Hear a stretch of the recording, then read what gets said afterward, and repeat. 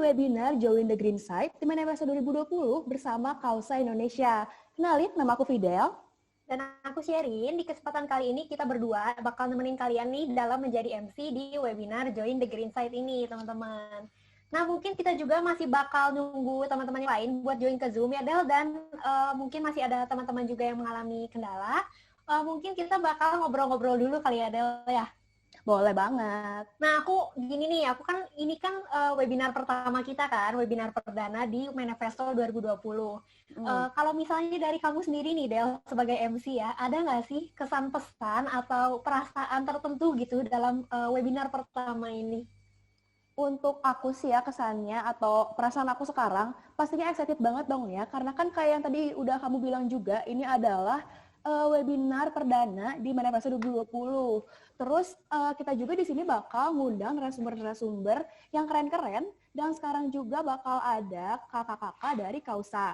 Jadi buat yang belum tahu nih, Kausa itu apa sih? Jadi Kausa itu adalah brand fashion sustainable yang menjual produk-produk tas nih yang menggabungkan budaya-budaya Indonesia, yaitu kain batik atau kain tenun, terus juga ngegabungin juga sama bahan-bahan daur ulang dari plastik gitu. Aku sih kayak udah penasaran banget gitu loh share kayak gimana sih caranya buat tas dari bahan-bahan yang terbuat dari plastik gitu. Terus kalau aku dengar-dengar juga nih, si narasumbernya ini masih seumuran-seumuran kita gitu, kayak keren banget gak sih masih seumuran kita, tapi udah bisa buat bisnis yang sustainable juga gitu buat lingkungan, ya kan?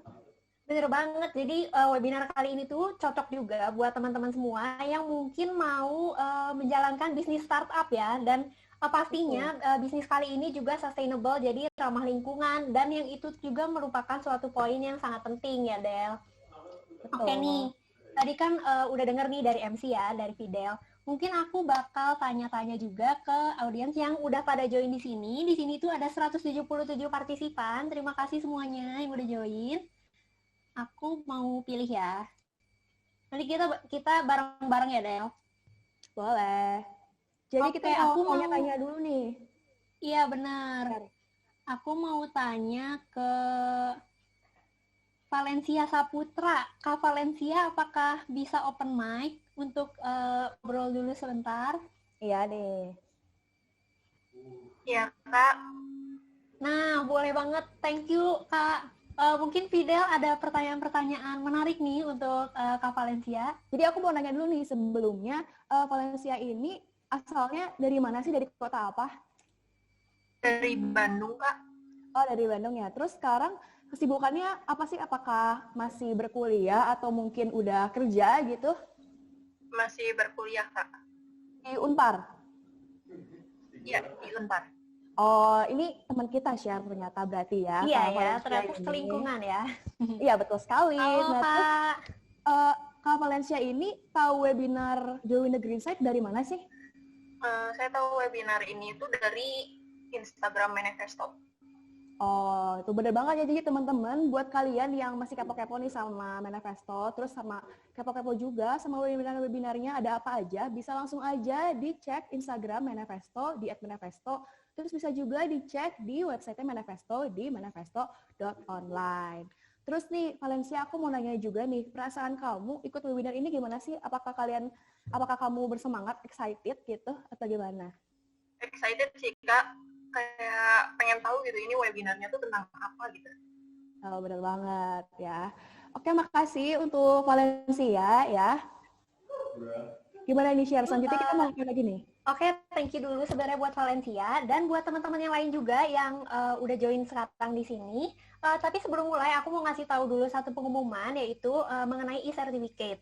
Jadi kalian yang menginginkan atau membutuhkan sertifikat dari webinar ini, jangan lupa buat isi Google Form pendaftaran yang ada di share screen di sini. Dan kalian juga bisa langsung scan aja barcode-nya sekarang kalau misalnya kalian mau membutuhkan sertifikat untuk webinar ini.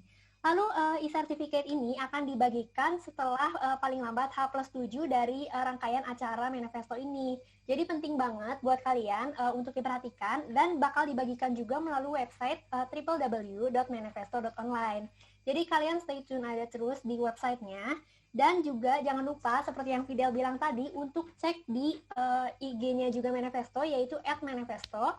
Dan kalau kalian punya pertanyaan nih mengenai sertifikat, kalian bisa langsung tanyain ke CP yang tertera di share screen ini. Gitu teman-teman. Nah, tadi kita kan udah dengar pengumuman, kita juga udah dengar kesan-pesan dari teman-teman kita. Mungkin kita sekarang harus mengetahui dulu nih tema manifesto dari tahun ini itu apa? Mungkin ada yang bisa bantu aku buat jelasin temanya? Aku tahu kayaknya tema manifestonya apa. Nah, boleh. Fidel boleh dibantu? Temanya ini bukan One Planet Economy, betul gak? Bener banget. Jadi tema manifesto kali ini adalah One Planet Economy. Mungkin mau ada gerakannya dulu, Fidel, atau gimana? Boleh. Jadi aku mau ngajak teman-teman semua nih supaya semangat juga. Jadi kita sama-sama gerakan tema manifesto kali ini ya. Ikutin Gampang aku. Banget teman-teman. Coba gini, one-nya kayak gini. Terus planetnya kayak gini, planet. Terus ekonominya gini, uang, money, kayak gini. Jadi one, planet, ekonomi. Nah gitu teman-teman. Nah mungkin tadi kita udah gerak bareng-bareng tentang temanya. Kan kita juga belum afdol ya kalau kita belum tahu dari tema dari manifesto ini.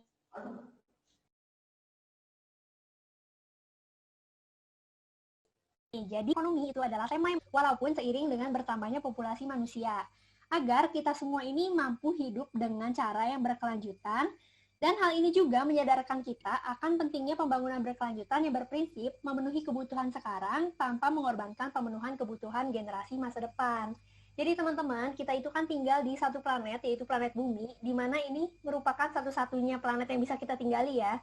Jadi penting banget buat kita untuk bisa menjaga keseimbangan antara planet Bumi dan kehidupan kita. Nah, caranya gimana? Yaitu melalui hidup dengan cara yang sustainable. Kalian bisa juga mengikuti webinar di Manifesto dan rangkaiannya untuk mengetahui gimana nih caranya kita dapat hidup dengan sustainable, teman-teman. Mungkin sebelum kita mulai, aku juga mau berterima kasih untuk pihak sponsor di Manifesto 2020, yaitu Teachcast with Oxford.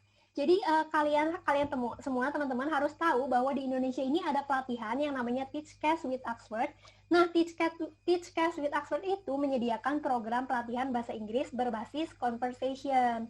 Dan udah ada di Indonesia, dia juga di beberapa negara lainnya, kayak Korea Selatan, Jepang, Cina, Saudi Arabia, dan Brazil.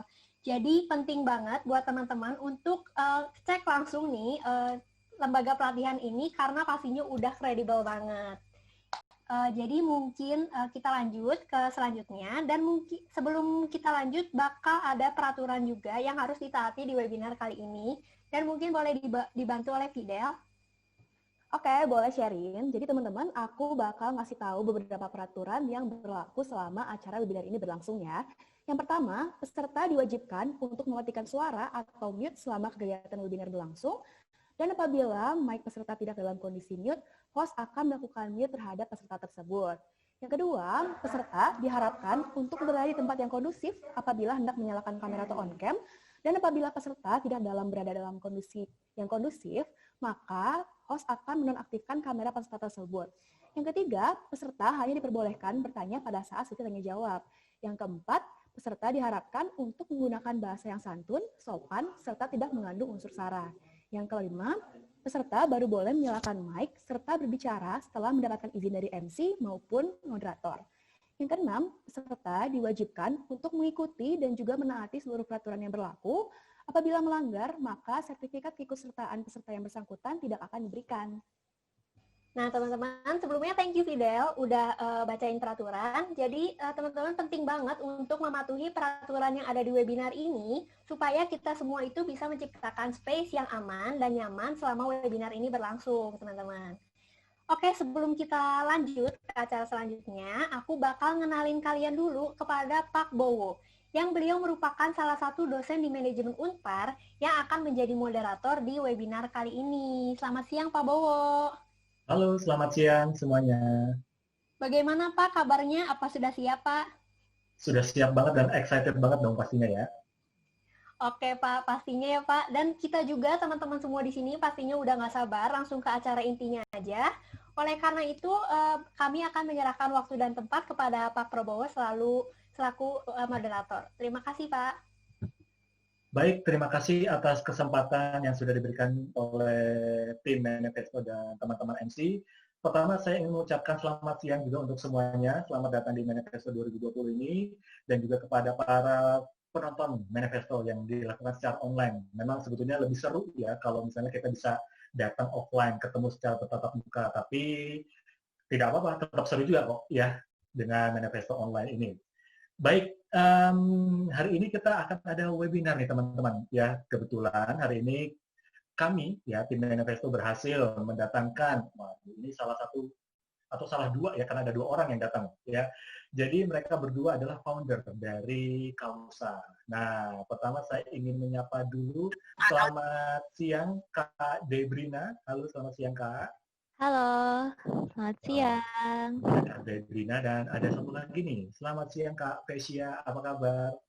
Selamat siang, kabarnya baik. Wah, luar biasa nih ya. Nah, teman-teman sebelum kita mendengarkan sharing dari mereka, alangkah baiknya kalau misalnya kita kenal dulu ya, karena tak kenal kan maka tak sayang ya. Saya melihat CV-nya ini, waduh ini luar biasa sekali. Saya nggak bisa membacakan seluruhnya. Nanti mungkin Kak Debrina bisa cerita juga ya, atau Kak Vesia. Jadi Kak Debrina ini teman-teman dan Kak Vesia ini merupakan salah satu mahasiswa yang masih berkuliah juga di, kalau nggak salah saya baca ini di Binus University ya. Nah, di usianya nih yang masih muda ini ternyata mereka berdua, Kak Debrina ini merupakan founder dan CEO dari Kausa Indonesia, dan Kak Vesia ini merupakan co-founder dan CDO dari Kausa Indonesia. Wow, luar biasa sekali ya di tengah usianya yang masih muda, kurang lebih mirip-mirip lah ya sama saya ya, masih muda gini tapi suksesnya luar biasa ya. Baik, daripada saya yang terus yang ngomong nanti ya, buat Kak Debrina nih sama Kak Vesia, boleh ceritain sedikit nggak sih asal mulanya Kausa Indonesia ini terbentuk gimana nih? Wah, ini akan jadi storytelling yang panjang ya. Tapi aku sekaligus share screen ya. Boleh. Biar kita enak. panjang, santai aja. Oke, udah kelihatan semuanya? Kelihatan.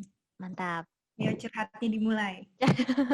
Jadi ini akan banyak sesi-sesi curhat juga di sini karena kebetulan kalau dilihat kita masih, mungkin beberapa di sini seumuran, kita kelahiran tahun 2000-an. Kebetulan perjuangannya sangat tinggi ya saat kita membangun Kausa ini sambil kita berkuliah, dan pastinya nggak mau IP-nya anjlok gitu.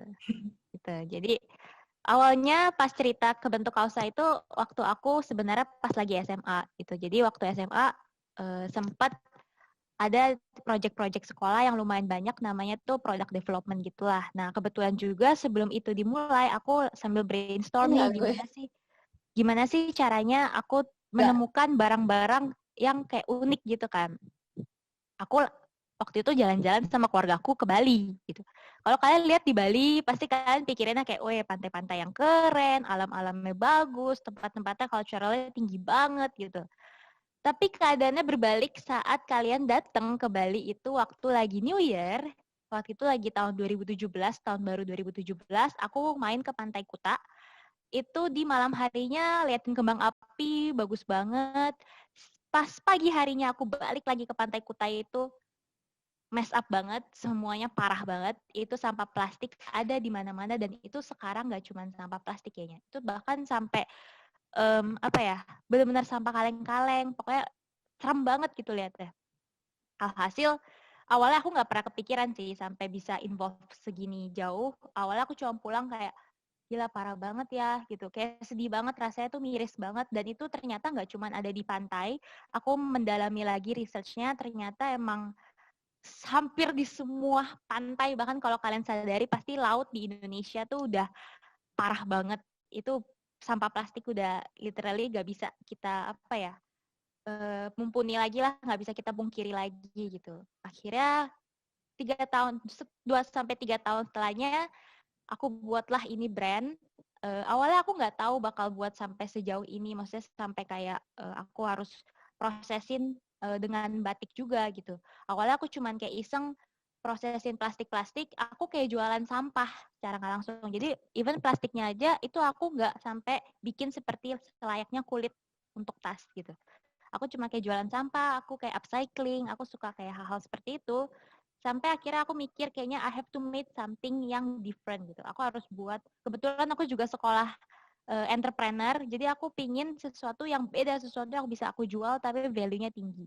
Akhirnya aku buatlah ini, Kausa. Akhirnya aku research lagi, aku kembangin lagi sampai akhirnya aku menemukan plastik yang diproses sama aku yang cocok dan persis untuk bahan kulit tas. Kayak gitu.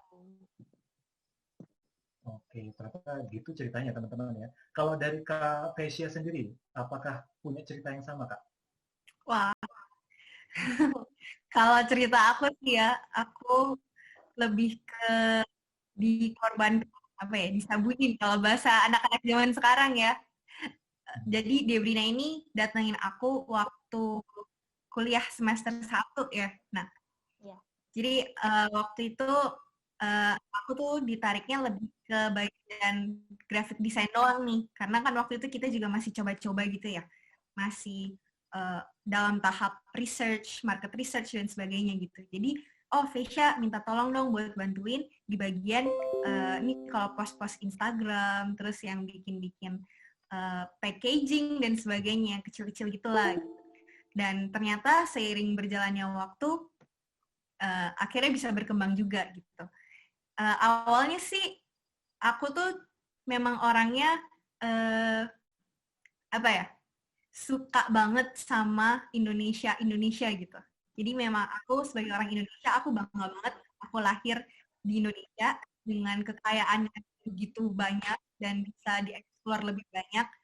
Dan waktu Debrina datang kasih ide awal itu, aku bantu input-input dan ternyata ini kayak jalan yang cocok banget nih buat aku gitu. Ini sesuai banget sama visi aku gitu. Dan akhirnya seiring berjalannya waktu ya berjalan aja ya, kita usahakan dan kita terus kembangkan sampai puji Tuhan bisa sampai di titik ini.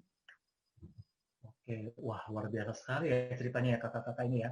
Tapi yang membuat saya penasaran nih Kak, tadi kan Kak Debrina sempat bilang bahwa, waduh saya bermain dengan sampah nih. Kalau orang tua nih dari mungkin Kak Debrina sendiri atau Kak Apesia sendiri, sebetulnya mendukung nggak sih dengan apa yang kakak-kakak lakukan ini?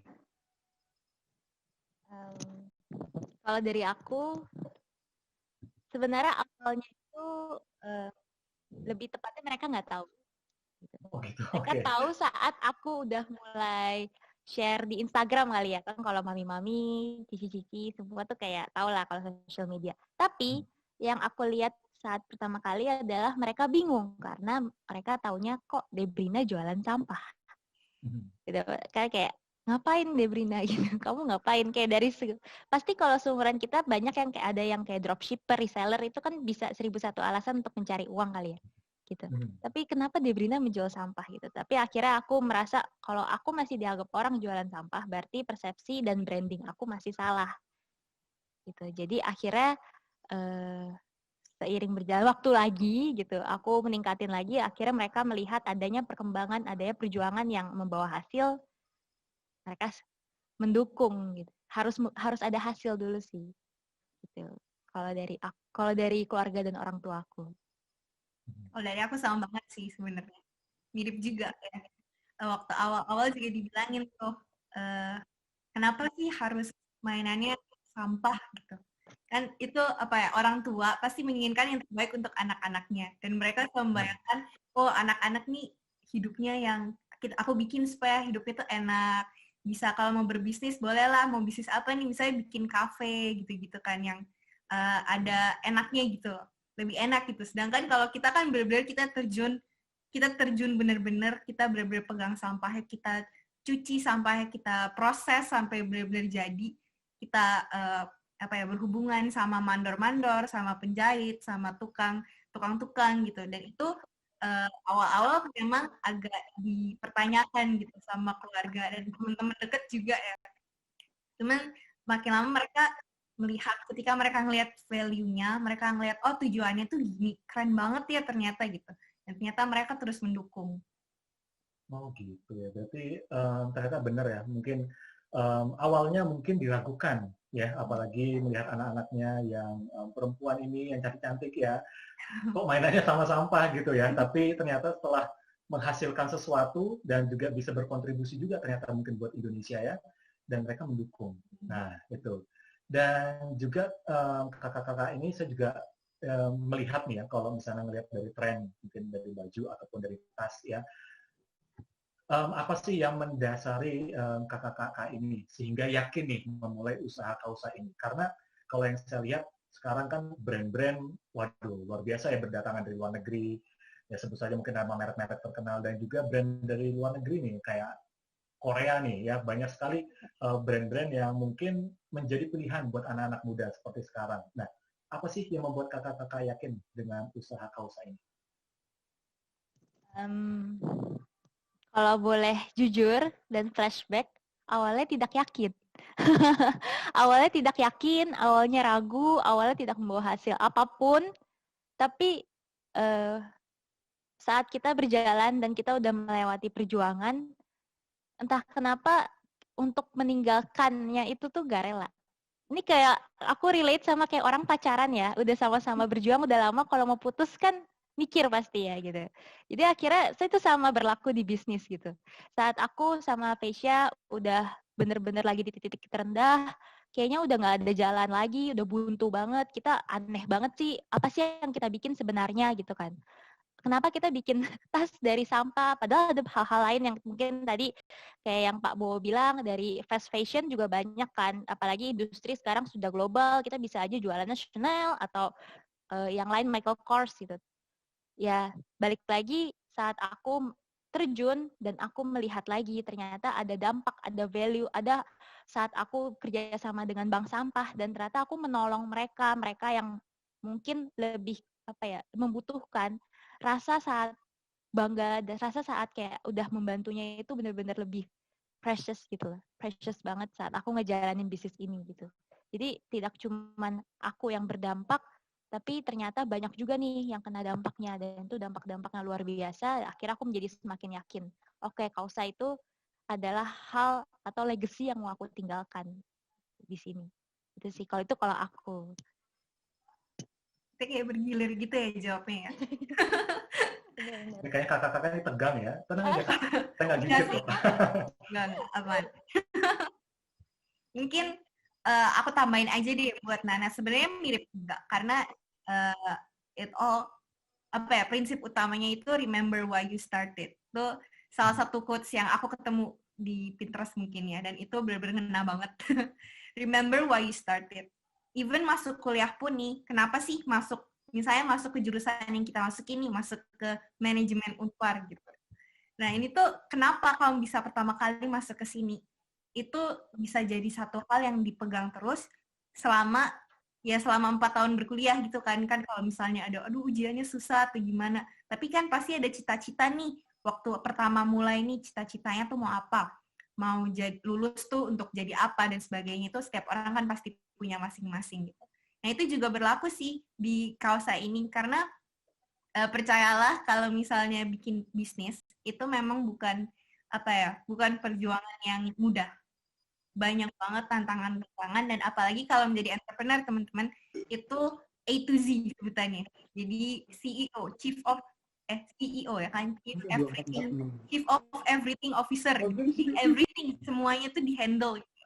Mulai dari produksi sampai nanti kamu pemasaran, penjualan, rekap penjualan, semuanya untuk entrepreneur yang masih dalam skala kecil tuh benar-benar semuanya di-handle ya kan. So it's a struggle, tapi kalau misalnya kita lihat balik nih, tujuan pertama bikin tuh apa sih? Kayak kalau aku tujuan pertama bikin tuh apa? Aku pertama, waktu dia beli nakas idenya nih, aku doain dulu, dan itu kayak bener-bener, dari sini nih aku bisa udah sesuai banget sama passion yang aku suka. Terus habis itu dia berdampak juga buat lingkungan, dia berdampak buat Indonesia tentunya ya kan, dari pelestarian budaya, dari macam-macam, itu value-nya tinggi, dan itu ide yang ya benar, kalau misalnya diputusin tuh kayaknya nggak rela gitu. Jadi ketika flashback akhirnya jadi oke, I remember now, dan aku akan terus berjuang sampai itu benar-benar tercapai gitu. Amin. Wah, amin ya. Baik Kak, waduh jadi semakin menarik ya mendengarkan cerita dari kakak-kakak ini. By the way, nama Kausa ini artinya apa Kak ya? Adakah kepanjangannya atau inspirasi nama Kausa nih Kak? Ada tadi di slide sebelumnya ya. Iya, sebentar ya. Jadi kausa itu, kalau kausa itu sebenarnya ada di KBBI teman-teman. Kausa itu artinya sebab yang menimbulkan suatu kejadian. Basically kalau misalnya dalam bahasa Inggris itu cause, sebuah alasan terjadi sesuatu. Jadi waktu pertama perusahaan ini dibuat, brand ini dibuat, itu kami punya aspirasi, ayo kita tuh mau jadi penggerak. Karena sekarang itu banyak nih yang sadar sama bahayanya fast fashion, bahayanya sampah plastik dan sebagainya. Kita tuh pengen nih jadi penggerak, jadi sebab yang menjadikan orang-orang di sekitar, orang-orang Indonesia khususnya, itu semakin sadar lagi nih sama bahayanya sampah plastik, bahayanya kalau misalnya kita terlalu terbawa sama arus globalisasi, terus sampai lupa gitu ya sama tanah air kita sendiri gitu. Oh gitu, wow. Dan Kausa ini sudah berdiri berapa lama Kak, kalau boleh tahu? Dari tahun berapa nih? 2019 ya? Ya, 2019 itu lebih ke baru bikin research, terus kita sempat tinggalin ya sih. Kita sempat kayak postpone, karena yang tadi aku bilang kayak, aduh kita have no idea, semua mentok gitu kan. Tapi ternyata seiring berjalan itu, 2020 awal kita merasa enggak, kita harus do something. Nah, bener-bener jalan sebenarnya sih 2020 Februari ini lah. Gitu. Oh jadi baru ya 2020 Februari, tapi research and so on-nya 2019 gitu. Waduh, menarik. Kak, boleh tahu nggak sedikit informasi? Jadi ketika kakak membentuk Kausa ini, kira-kira value-value apa sih yang ingin kakak tonjolkan dari Kausa? Nah, ini pertanyaan saya berat ya Kak ya? Ya, jadi kalau value dari kita nih, ada 4 yang utama sih sebenarnya. Ada pertama Indonesian, karena kita bertiga, aku sama Debrina, ada satu co-founder lagi, namanya Kevin, tapi dia berhalangan hadir. Nah, jadi kita bertiga ini kan orang Indonesia nih, dan kita bangga nih jadi orang Indonesia, dan kita lihat Indonesia tuh potensinya sebenarnya banyak banget, baik banget gitu. Jadi ini adalah salah satu hal yang kami angkat, Indonesian. Terus yang berikutnya adalah eco-friendly, jadi ramah lingkungan. Kemudian sustainable, dan yang terakhir cruelty free. Jadi produk-produk yang kita pakai itu kita nggak pakai leather asli, karena kita juga memegang value-nya itu juga ada di cruelty free itu. Oke, 4 value tadi ya Kak ya. Nah, sama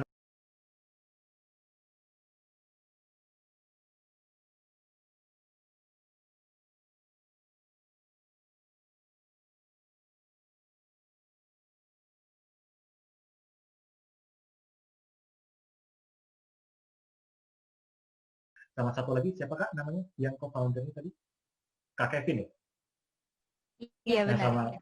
Sama Kak Kevin gitu kan. Mungkin ketika menjelaskan mungkin awalnya, aduh value-nya nggak cocok nih. Ataupun ketika nanti ketemu dengan konsumen-konsumen, dengan orang-orang yang lain, pasti kan ada tantangan nih Kak. Tantangan apa sih yang biasa sering kali dihadapi oleh kakak-kakak ini ketika mencoba untuk menerapkan value tadi?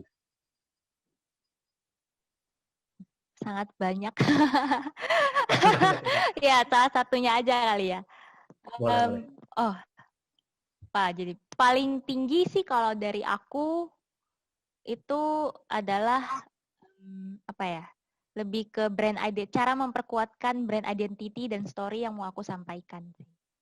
Gitu, karena sebenarnya karena value-nya sangat tinggi, belum tentu masyarakat bisa menerima dengan baik.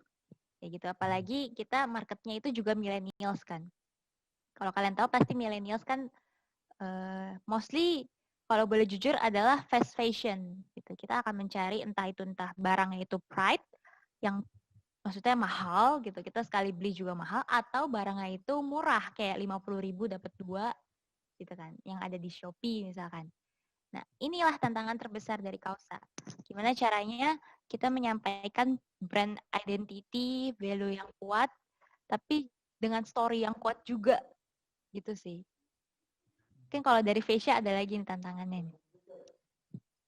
Wah, tantangannya ya, benar sih yang Nana bilang itu. Mungkin karena persepsi orang-orang juga ya, karena oh ini tuh kalau untuk harga segini kok mahal misalnya. Kadang-kadang kan orang berpikir seperti itu. Kenapa sih teman-teman barang yang sustainable, yang pegang prinsip sustainability itu mahal gitu? Ya karena karena ketika kamu membeli itu juga bukan hanya sekedar membeli barang, tapi ketika sebuah simbol kan panjang ya Pak per prosesnya gitu, proses berpikirnya nih gimana nih sih caranya kamu tuh membayar usaha mereka, terus pola pikir mereka dan sebagainya. Makanya ketika barang sustainable itu ditaruh di pasar, harganya biasanya lebih tinggi dibandingkan barang-barang yang cuman oke, asal buat jadi dijual dan mass production gitu, langsung jadi gitu. Nah, itu sih tantangan juga sih, karena kebanyakan orang jadi menganggapnya itu barang-barang ini tuh sesuatu yang atraktif, sesuatu yang interesting gitu. Tapi nggak sampai orang tuh oke aku mau beli gitu. Itu sih. Jadi memang buat ini menanamkan value memang agak berat ya Kak ya, apalagi paradigma ya orang Indonesia ya mungkin punya paradigmanya sendiri ya, dan kita nih, saya juga nih berusaha untuk mungkin menerobos itu ya, yang membuat berbeda. Waduh, ini inspirasi banget nih. Kak, kalau misalnya boleh tahu nih, kira-kira produk apa aja sih yang sudah dimiliki oleh Kausa? Jadi kalau produk kan kita nih bergeraknya di bidang fashion ya teman-teman. Jadi di aksesoris fashion tepatnya. Jadi bukan bajunya tapi lebih ke aksesoris-aksesoris. Nah sejauh ini yang kita udah buat ada tas laptop, ada sling bag, ada pouch, ada yang barang-barang kecil-kecil, kotak pensil gitu-gitu. Dan kita bergeraknya di bidang retail sama souvenir. Jadi dijual satuan sama juga membuat apa ya, jasa. Kalau misalnya bikin nih souvenir buat event atau apa, itu kita bisa bantu buat juga. Oh gitu. Jadi nanti kalau misalnya mau ngelihat produk-produknya mungkin ada di Instagramnya kali ya? Boleh, ada di Instagram. Kalau misalnya offline juga kita ada nih teman-teman kalau mau lihat kayak pegang plastiknya secara langsung tuh kayak gimana gitu. Jadi untuk untuk plastiknya itu kan hal yang paling unik ya biasanya dari tas Kausa ini ya Pak ya. Kan orang langsung kepikir plastiknya diproses sampai jadi kayak gimana gitu. Nah itu bisa dirasakan secara langsung kalau mungkin kalian sempat mampir ke alun-alun Indonesia, Pendopo, Lakon Store, sama Oma Pakarti itu di Jogja. Oh berarti base-nya di Jogja?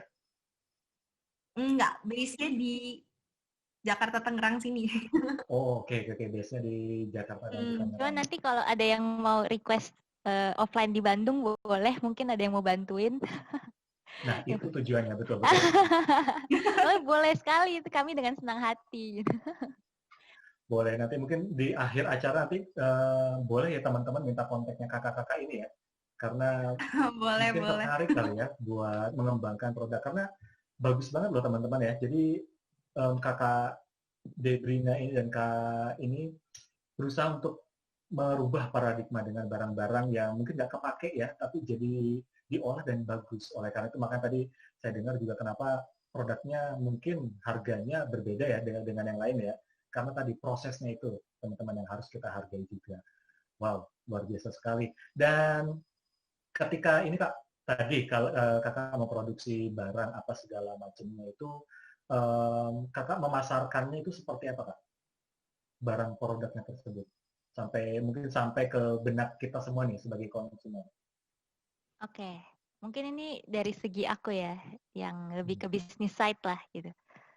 Pasarinnya sih basically aku fokus ke online dulu awalnya gitu. Dan yang kedua adalah engage dari segi memberikan informasi. Karena dengan transparansi dan informasi biasanya para penggemar, para customer itu tuh biasa lebih suka, mereka suka mendengarkan story, mereka suka mendengarkan fun fact gitu. Biasanya itu muncul di social media. Jadi pasaran paling awal tuh dari social media, terus mulai menggencara itu nih, mungkin buat teman-teman juga buat masukan, UMKM itu sangat mudah dibantu pemerintah. Jadi sempat waktu kemarin aku kayak selama pandemi mencari program-program gitu ya yang membantu UMKM, itu dibantu pasarin sama Pak Sandiaga Uno juga gitu. Jadi Pak Sandiaga tuh kebetulan juga suka gitu. Nah, itu juga dibantu. Mungkin ini berlaku buat teman-teman. Jangan menutup kemungkinan pemasaran itu harus mahal, harus kayak apa ya, bener-bener pokoknya keren banget gitu sampai ada di billboardnya. Enggak. Banyak 1001 cara yang apalagi kita sebagai anak-anak muda yang berkarya, biasanya tuh pintunya tuh lebih besar lagi terbuka. Itu sih pemasarannya gitu. Terus selain itu biasanya kita mengikuti bazar. Bazar-bazar itu ada beberapa yang puji Tuhannya gratis gitu. Jadi mereka itu membuka kesempatan untuk UMKM kayak entah itu dari bazar online. Kalau dari pandemi aku ngomongnya online aja kali ya. Jadi online itu mereka dari segi yang pembuat bazar itu membantu promosi juga gitu. Jadi luar biasa banget sih untuk dari segi pemasarannya. Emang kita mostly carinya yang apa ya? Yang mau bantuin Kausa gitu. Yang mau bantuin Kausa, akhirnya ternyata itu terdengar dari kuping ke kuping, mouth to mouth. Akhirnya tersebar deh semuanya. Gitu sih. Jadi pemasarannya pertama mungkin dari digital ya, karena semuanya juga anak muda sekarang gitu ya. Siapa yang nggak kenal dengan Instagram gitu ya, Kak ya? Betul sekali. Banget. Justru sekarang lebih banyak kan ya Pak, nggak cuma Instagram ya, dari ada yang TikTok, terus dari macam-macam deh sekarang. Kalau misalnya ngomongin anak muda tuh idenya sebenarnya banyak banget. Ya sih, sekarang juga ada TikTok, cuma sayangnya saya kalau buat TikTok nggak laku deh kayaknya. Oke. Gak apa-apa Bapak dicoba dulu Pak. Ya, nanti saingannya jadi bawa lollipop gitu ya. Oke. Juga memang Instagram ya, memang media-media sosial. Jadi ternyata kalau misalnya mau memasarkan nggak harus yang mahal ya Kak ya. Iya, dan juga sebetulnya yang saya dengar tadi pemerintah membantu ya Kak ya. Iya. Pemerintah sangat membuka mata bahkan untuk UMKM. Oh gitu ya. Jadi buat teman-teman nih ya yang sedang mendengarkan, kalau misalnya kalian punya ide ya seperti kakak-kakak ini juga bisa ya. Jadi jangan ragu karena pemerintah juga sangat mendukung ini. Dan kalau boleh tahu nih Kak, kan kakak ini sebagai founder nih, ada berencana untuk ini nggak? Mungkin kalau pusatnya di Jakarta, tadi di Jogja pusatnya apalagi, ada rencana untuk menjangkau daerah-daerah lain nggak nih biar lebih luas nih, biar orang-orang kenal nih dengan Kausa? Wah, itu tentu gitu. Jadi sebenarnya saat kita membuat Kausa, kalau kalian perhatikan dengan baik, kita itu sangat fokusnya ke ini kan, dari value-value atau makna dari batik dan tenun. Sebenarnya kita mau masuk ke bidang travel. Sadar gak? Jadi saat kita masuk ke bidang travel, aku tuh pingin kayak kerjasama di setiap tempat itu tuh ada batik dan tenun khusus di daerah tersebut. Misalkan dari Bali kan pasti berbeda dari Sumba, beda saat kita ke Cirebon, beda saat kita ke Pekalongan. Sebenarnya itu tujuan Kausa, cuma karena pandemi duar gitu kan. Saat pandemi travel juga anjlok, kita berfokus dulu ke bidang retail gitu. Kita ke retail, terus ekspansi produk pasti tadi Jogja, Tangerang, Jakarta, puji Tuhan udah. Mau lanjut untuk ke Bali atau kota-kota wisata yang emang Indonesia tuh banyak pengunjungnya, banyak wisatawan dari luar. Dan hopefully-nya bisa sampai ekspor sih. Sampai ekspor untuk ke luar negeri itu masih diprosesin sama kita karena prosesnya akan sangat panjang ya kalau ekspor. Gitu. Wah, luar biasa ya. Di rencana luar biasa itu. Ya, nggak apa-apa Kak, karena proses ya. Tuh. Oke, jadi kalau misal proses, prosesnya mungkin punya rencana, nanti siapa tahu setelah vaksin ya keluar dan sudah dapat mungkin lebih lancar lagi ya Kak ya. Iya, amin. Amin. Tapi emang karena sekarang ini sih Pak Bo, udah dunia digital. Hmm. Jadi tidak menutup kemungkinan sebenarnya kalau teman-teman yang mau jual online terus ada international online stores nih, Etsy, kita waktu itu sempat ada yang sampai beli dari Jerman gitu. Oh, ada, Jadi iya, jadi buat teman-teman yang kayak pingin coba untuk online stores dan sampai keluar dan mau lihat marketnya kira-kira siapa nih yang suka, itu boleh banget sih. Buat kalian yang mungkin punya aksesoris, kan kadang ada aksesoris-aksesoris cantik, terus tas. Nah, ini aku baru sadar juga gitu, ternyata emang sekarang dunia digital ya, apalagi sejak corona ini, kita makin tidak ada batasan sih, Pak Bu, menurut aku. Jadi, kalau kita pun mau, kalau kita pun berjuang, kita coba untuk jual, even di online stores, pasti ada aja sih jalan, gitu. Yang penting ada kemauan, pasti Betul. dibukakan jalan ya. Betul. Baik itu dari Tuhan dan juga dari sekeliling. Iya, Ya. betul. Dan ini Kak yang membuat saya penasaran, ketika Kakak membuat usaha ini dari 2020 mungkin ya 2020 awal, kalau foundernya berarti cuma bertiga ya Kak ya? Benar. Founder cuma bertiga. Nah, Kakak pasti buatkan nggak sendiri dong kan? Kira-kira sudah punya berapa pegawai nih Kak, kalau boleh tahu nih? Wow, ini ini aku jawab ya. Ini pertanyaan yang sulit. Awalnya kita sempat punya 3. Itu Oke, before sudah. pandemi, before PSBB pertama. Secara nggak langsung semi lockdown lah ya.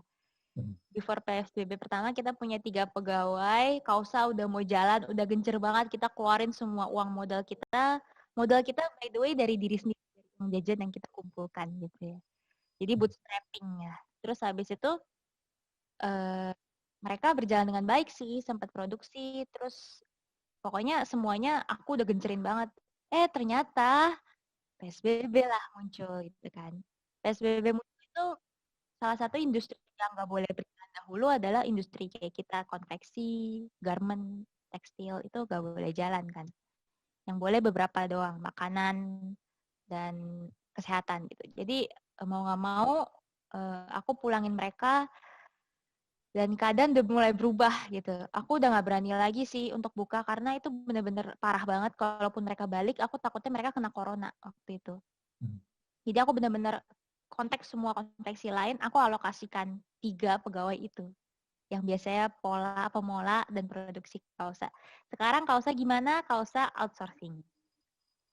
Jadi tetap untuk segi tekstilnya, batik, tenun semua dari kami, tapi kita minta tolong ada pengrajin. Malah itu lebih membuka kesempatan sih Pak Bo. Jadi kita kenal dan membantu beberapa pengrajin-pengrajin lokal juga jadinya. Jadi kayak wah, ternyata di tengah keterpurukan ada aja hal baru lagi yang bisa kita kembangin lagi. Gitu sih. Berarti sekarang dengan adanya corona justru peluang lebih terbuka ya Kak ya? Iya, Ada outsourcing bener. ya? Iya, benar banget. Bisa menolong juga. Nah, kalau ini Kak, yang saya ingin tanyakan selanjutnya itu kan produk kaos ini termasuk salah satu produk yang unik bisa saya bilang. Ya, bentuknya menarik, tapi juga kemasannya kalau misalnya kita lihat dari yang tadi ya teman-teman yang slide-slide sebelumnya itu juga bagus-bagus ya. Nah, Kakak dalam memasarkannya ini ikut suatu kayak program pemerintah atau suatu komunitas enggak Kak? Jadi supaya lebih mudah nih untuk memasarkan. Mungkin bisa dibantu Pesha jawab. Enggak sih ya, kita bukan yang masuk ke satu komunitas tertentu terus kita fokus dari situ, kita bantu dari situ sih enggak. Jadi kita lebih sifatnya terbuka aja sih Pak. Jadi kita kalau ada kesempatan-kesempatan teman-teman nih yang bisa, kan ada juga nih teman-teman kita yang juga berjuang gitu. Oke, kita bareng-bareng kolaborasi, kita saling support satu sama lain. Gitu sih. Berarti nggak ada ini ya kayak maksudnya nggak ada ikut organisasi tertentu ya? Karena kalau menurut saya, misalnya produk sustainability, kayaknya kita enaknya mungkin kerjasama dengan komunitas yang ini deh, gitu ya. Oh enggak ya, nggak ada ya berarti ya? Secara keseluruhan. Kalau kolaborasi sering ada, dan komunitas yang pastinya selalu bantu kausa adalah semua bank sampah Jakarta Tangerang. gitu. Maksudnya beberapa bank sampah udah kita benar-benar kerjasama dan terus-menerus kirim sampahnya. Cuman kalau Kausa di bawah naungan pemerintah, benar-benar di bawah naungan atau universitas, kayaknya enggak. Misalnya kayak kita benar-benar luas, kita berjalan dengan usaha sendiri, kalau males gawat. Gitu. Kalau males gak jalan, gitu. Kayak gitu sih. Tapi dengan adanya kolaborasi, memperluas lagi Pak Bo. Jadi mungkin buat teman-teman juga bisa banget, kalau sekarang bisnis tuh ada namanya revolusi sosial ya kalau nggak salah. Gitu. Revolusi sosial 5.0. Iya, jadi gimana emang membuka peluangnya dari segi kolaborasi. Gitu, kolaborasi antar brand, entah itu socialpreneur juga. Jadi kita membantu dari human resource-nya gitu. Itu luar biasa banget. Ini jadi membuka peluang yang sangat tinggi untuk Kausa. Oke, berarti ada kolaborasi ya, ada kolaborasi dengan bank-bank sampah, dan sebetulnya mereka kalau misalnya diajak kolaborasi itu mau juga ya Kak sebetulnya ya? Iya, dengan senang hati mereka Pak. Dan ini Kak tadi menarik nih, Kakak tadi menyinggung soal kampus nih ya, jadi sebetulnya ada dukungan juga nggak sih mungkin dari kampus untuk kakak-kakak ini yang pengen membuat usaha seperti ini, atau ini murni berdasarkan karena keinginan kita nih, seperti itu? Awalnya karena keinginan kita. Gitu. Terus kebetulan kampus ada sih kayak program, tapi cuman kayak intensif mengajar gitu. Intensif mengajar kita as a UMKM, bisnis yang startup gitu.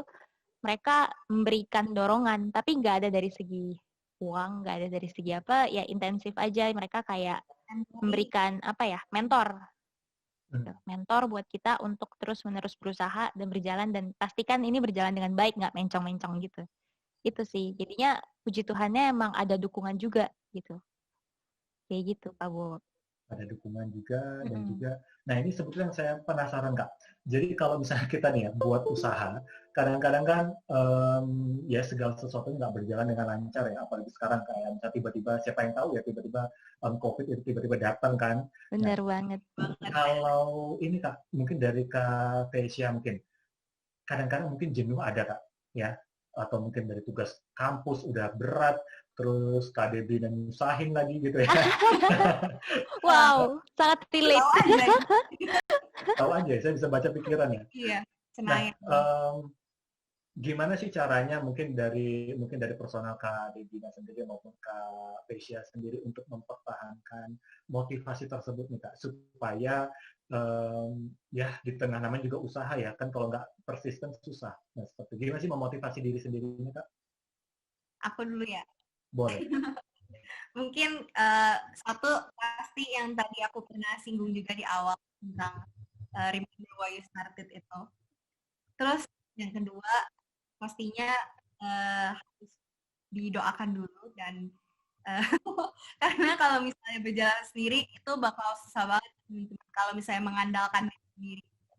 So pasti kalau misalnya Tuhan tempatkan kita di satu tempat tuh ada tujuannya, dan pasti kalau misalnya Tuhan kasih kita sesuatu nih buat dikerjain atau apa, itu pasti sesuatu yang within our power gitu. Pasti bisa kita kerjain gitu, nggak mungkin lebih dari kemampuan kita.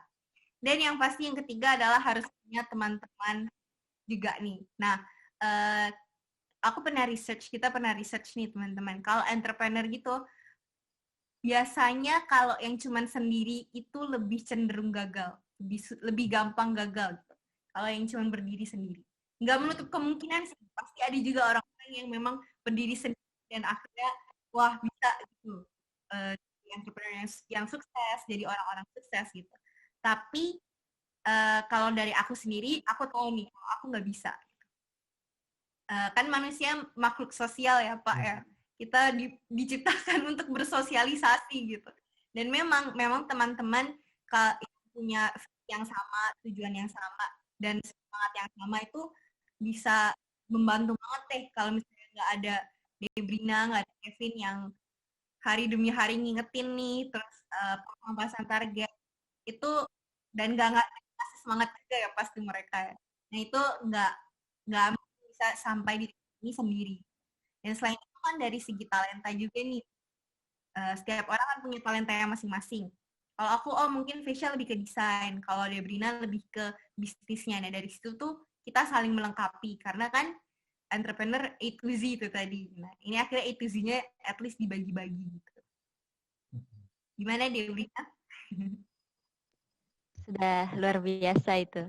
Kalau dari aku, buka Kausa itu sebenarnya suatu hal yang apa ya, yang kayak luar apa ya, kayak legacy yang pengen aku tinggalkan.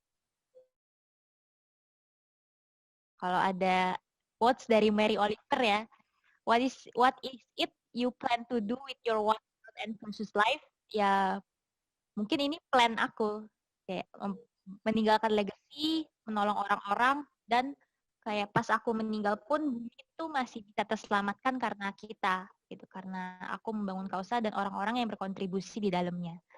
Kayak gitu sih. Jadi saat aku bangun Kausa, aku juga sempat cerita itu visi aku ke Faisal dan Kevin. Mereka kayak, oke, let's do it gitu. Why not gitu. Ayo kita benar-benar terusin, dan akhirnya berjalan sampai sekarang. Mungkin ini berlaku untuk teman-teman yang punya ide dan wah, kayaknya oke nih. Basically ceritalah mimpi kalian dulu gitu. Kadang kalau misalkan jalan aja kan suka kayak tanpa arah, tapi kita bermimpi tinggi sampai kadang aku sama Faisal kayak, wah mimpi kita ketinggian nih, wah kayak kita cuma kerjanya mimpi doang nih, kita sering kayak gitu. Tapi akhirnya saat udah bener-bener bisa mencapai suatu hal, titik kayak kita sempat menaiki sedikit tangga, mungkin dari 0 ke 1, 1 ke 2, itu rasanya kayak wow, biasa banget gitu. Ternyata ada one step ahead yang bisa kita lakukan untuk mencapai mimpi kita itu. Gitu Bener sih. banget. Jadi harus punya visi biar nggak hilang arah ya. Punya target, baru kita tentuin nih untuk mencapai target tuh gimana sih caranya. Wow, sungguh inspirasi banget ya. Nah, satu lagi nih Kak, sebelum nanti kita mungkin sharing dengan para pengunjung yang sudah datang ya. Mungkin Kakak bisa berbagi tips dan trik kali ya bagi mungkin teman-teman kita nih yang ingin memulai bisnis, itu cara mudahnya gimana nih buat kita bisa istilahnya maju dan bergerak nih, seperti kakak-kakak ini. Faisal boleh, Faye? Sesuai judulnya ya, join the green side ya. Biar nyambung mungkin, aku mau bilang aja, it's a process. Itu udah ada di PT ya. It's a process teman-teman. Jadi kalau sekarang belum bisa jadi seperti orang yang ada di Wikipedia gitu, yang namanya langsung muncul, it's okay gitu. Just start small, start now. Karena kalau kamu nggak start, itu nggak akan jadi apa-apa. Tapi ketika kamu start, there's always the possibility kalau itu akan menjadi sesuatu yang luar biasa gitu. Dan itu juga nggak cuma bicara soal bisnis biasa ya, teman-teman dan Pak Bowo. Kita kan juga kalau mau ngomongin soal sustainability lah, ngomongin One Planet Economy nih, kita sebagai penggerak dan bagian dari One Planet Economy, itu rasanya tuh kalau sendiri, kayaknya nggak, cuman dampaknya paling kecil banget gitu. Mending aku ikutin tren zaman sekarang aja, kita ngapain susah-susah ribet-ribet gitu. Kalau dari aku, jangan takut untuk memulai karena menganggap diri kamu tuh terlalu kecil, karena nggak ada dampak apapun tuh yang sebenarnya terlalu kecil. Semuanya tuh pasti akan berujung ke sesuatu yang besar. Tuh. Lanjutkan. Iya, actually bener banget sih, karena itu salah satu saran yang bikin aku, Faye, and Kevin buat Kausa. Kalau bukan karena start small, kita gak bisa sama sekali gitu. Karena Kausa itu sangat abstrak, the brand sangat abstrak, brand kita itu unik. Kalau orang bilang mungkin baru dan aneh gitu kan orang-orang lain. Kalau kita nggak bisa benar-benar memulai sedikit demi sedikit kecil, entah dari kemarin pikirin namanya, besoknya baru buka Instagram, besoknya mungkin baru post satu aja gitu. Tapi rasanya tuh kayak ada sedikit pencapaian di setiap hal yang kita lakuin, like every day gitu. Mungkin ini berlaku untuk beberapa teman-teman yang baru mau buka atau udah jalan tapi stuck, just go with it gitu. Kayak bikin action, mungkin boleh dari plan gitu. Kalian bikin sedikit demi sedikit tapi dampaknya pasti ada gitu. Entah kalian coba market research juga, Entah kalian besokannya abis market research gak harus langsung ketemu gitu. Tapi kalian mungkin bisa tanya-tanya ke teman-teman, guys, ini kayak makanan gue enak nggak? Lu mau gue kirimin nggak? Mau cobain nggak? Nanti review di Instagram ya. Gitu kayak something small yang actually itu berdampak banget gitu saat kita membuka usaha. Itu sih menurut aku. Gitu. Dan berlaku untuk join the green side. Kan temanya One Planet Economy gitu. Mungkin Vesya bisa ceritain dari segi kemarin kita sempat ngomongin kalau HP. Ini sobat aku terinspirasi. Boleh lanjut ke Vesya. Jadi bahas One Planet Economy bentar ya, Pak? Boleh, nggak apa-apa. Waktu kita panjang kok, Kak. Tenang aja. Oke, siap. Nah sih, sebenarnya cuman analogi kecil nih teman-teman, kalau buat yang nggak ngerti apa sih One Planet Economy, susah banget mikirnya tuh cuman apa satu planet. Sebenarnya contohnya nih, semua orang pasti punya HP kan ya. Semua orang kan pasti punya HP. Tapi coba kalau misalnya ketika dibeli ini sama papa misalnya, terus dikasih tahu, Vesya, ini HP papa beliin, tapi satu buat seumur hidup ya. Ini benar-benar satu HP buat seumur hidup, kamu nggak boleh beli HP lagi gitu. Pasti akan berbeda cara pakainya dengan yang aku lakukan sekarang terhadap HP-ku ini. Gitu. Contohnya nih, aku ambil contoh deh. Yang pasti aku nggak akan nge-charge overnight karena aku takut baterai health aku turun gitu. Nah itu salah satu contoh, tapi sebenarnya kan banyak kayak caranya pakai anti goresnya yang agak mahal dikit, terus misalnya pakai pilih casingnya tuh nggak cuma yang cantik tapi juga yang protektif banget gitu. Karena ini satu seumur hidup. Nah mungkin itu ya Pak. Jadi itu sih sebenarnya One Planet Economy adalah ketika menjalani hari demi hari, kita tuh harus punya conscious mind kalau planet kita tuh cuma ada satu. Benar-benar bumi ini bukan cuma buat kita seumur hidup, tapi buat semua manusia seumur hidup. Jadi anak kita, cucu kita, cicit kita, anaknya cicit, dan selanjutnya terus. Dan ini planetnya cuma satu. Jadi kalau mau ngomong warisan, uang itu perlu, tapi bukankah memastikan kalau mereka tuh bisa juga menikmati hidup di bumi, itu juga sebuah warisan yang sangat penting. Ya, jadi itu modal berbisnis pun, dalam berbisnis pun tuh harus memikirkan yang namanya sustainability, teman-teman. Jadi apa dari sekarang kalian pikirin, kalau aku bikin decision ini nih, aku bikin bisnis yang ini, apakah akan berdampak buruk buat bumi sekarang, apakah berdampak buruk buat orang-orang di sekitar aku sekarang, karena itu juga berpengaruh ya, kan sustainability itu juga ngomongin people, planet, and profit. Gitu. Jadi nggak cuman profit doang, jadi pikirin juga tuh dampak untuk orang-orang dan bumi sekarang, tapi juga buat masa depan seterusnya gitu. Nah itu juga salah satu hal yang perlu dipikirin sih buat teman-teman yang mau bikin bisnis ya. Fun fact, semua perusahaan besar maupun kecil itu pasti punya sebagian kecil uangnya itu pasti ada saluran untuk sustainability-nya buat hal-hal sosialnya gitu. Jadi even perusahaan yang sebesar itu pun mereka juga mikirin, kita pun juga akan lebih baik kalau kita mulai dari kecil pun kita sudah memikirkan. Wah, baik sekali. Analoginya sungguh ngena banget ya. Jadi bahwa memang kita itu tinggal di bumi yang, ya bumi itu cuma satu ya, yang dimana kita bisa tinggali. Jadi benar-benar apapun yang kita lakukan, jangan cuma mikirin diri kita sendiri, tapi juga bagaimana nanti generasi seterusnya. Wah, luar biasa sekali.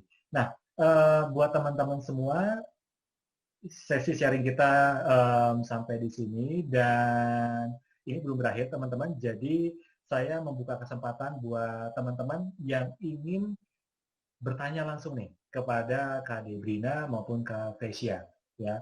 Kepada teman-teman semua silakan chat di kolom chat box, nanti akan dibantu oleh MC juga. Terima kasih. Benar banget. Jadi buat teman-teman nih yang mungkin punya pertanyaan, boleh langsung aja nih diketik di kolom chat.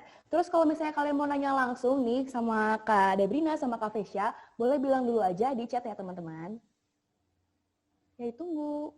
Mungkin ini udah ada satu penanya ya, Del? Ya, boleh. dari Jessica Tiara Maitimu, boleh di-unmute?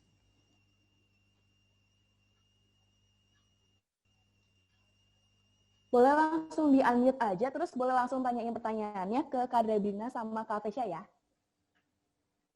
Halo Kak. Ya udah boleh lah. Halo. Hai. Halo Kak, salam kenal. Aku Jessica dari Unika Atmajaya. Mau tanya Kak, untuk biasanya kalau desain feeds-nya itu biasanya butuh berapa lama Kak? Soalnya aku juga jualan online, kendalanya itu memasarkan barang itu. Tesya boleh Ya Tesya. sih, bener ya. Memang apa ya, presentasi itu harus dipikirkan ya Kak Jessica ya. Sebenarnya Iya. kalau desain feeds, sebenarnya nggak terlalu lama sih bikinnya. Gini, untuk tips gimana sih caranya supaya feeds-nya itu masih nyambung-nyambung dan nggak terlalu kemana-mana gitu ya, itu bisa pakai color palette. Jadi kita tentuin dulu nih color palette. Identitasnya Kausa, kalau misalnya teman-teman dan Kak Jessica lihat juga nih di Instagram Kausa, oh itu color palette utamanya tuh warna krem. Kalau dulu biru tua tuh, kita sempat mengalami transisi, sekarang lebih ke krem. Dan untuk yang ornamen-ornamennya nih warnanya apa? Oh, ada marun, ada biru tua, ada hijau tua misalnya. Nah, dari color palette itu kita tinggal sesuaiin aja nih desain-desainnya. Terus selain itu kita juga udah bisa sih kalau misalnya mau bikin desainnya, kita rencanain dulu feeds kita mau ngepost setiap hari apa, yang dipost apa, itu juga bisa diatur dulu. Pakai aplikasi-aplikasi kan bisa tuh. Nah, dari situ jadi gampang untuk desain postnya juga lebih teratur.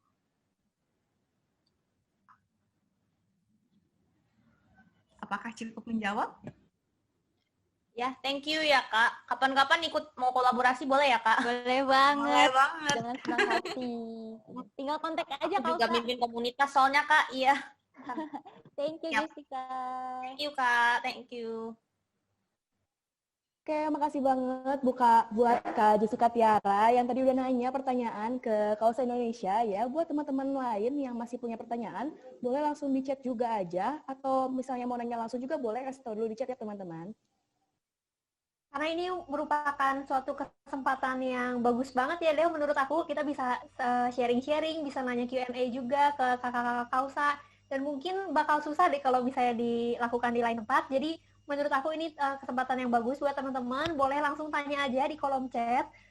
Dan boleh juga langsung, ya, apakah ada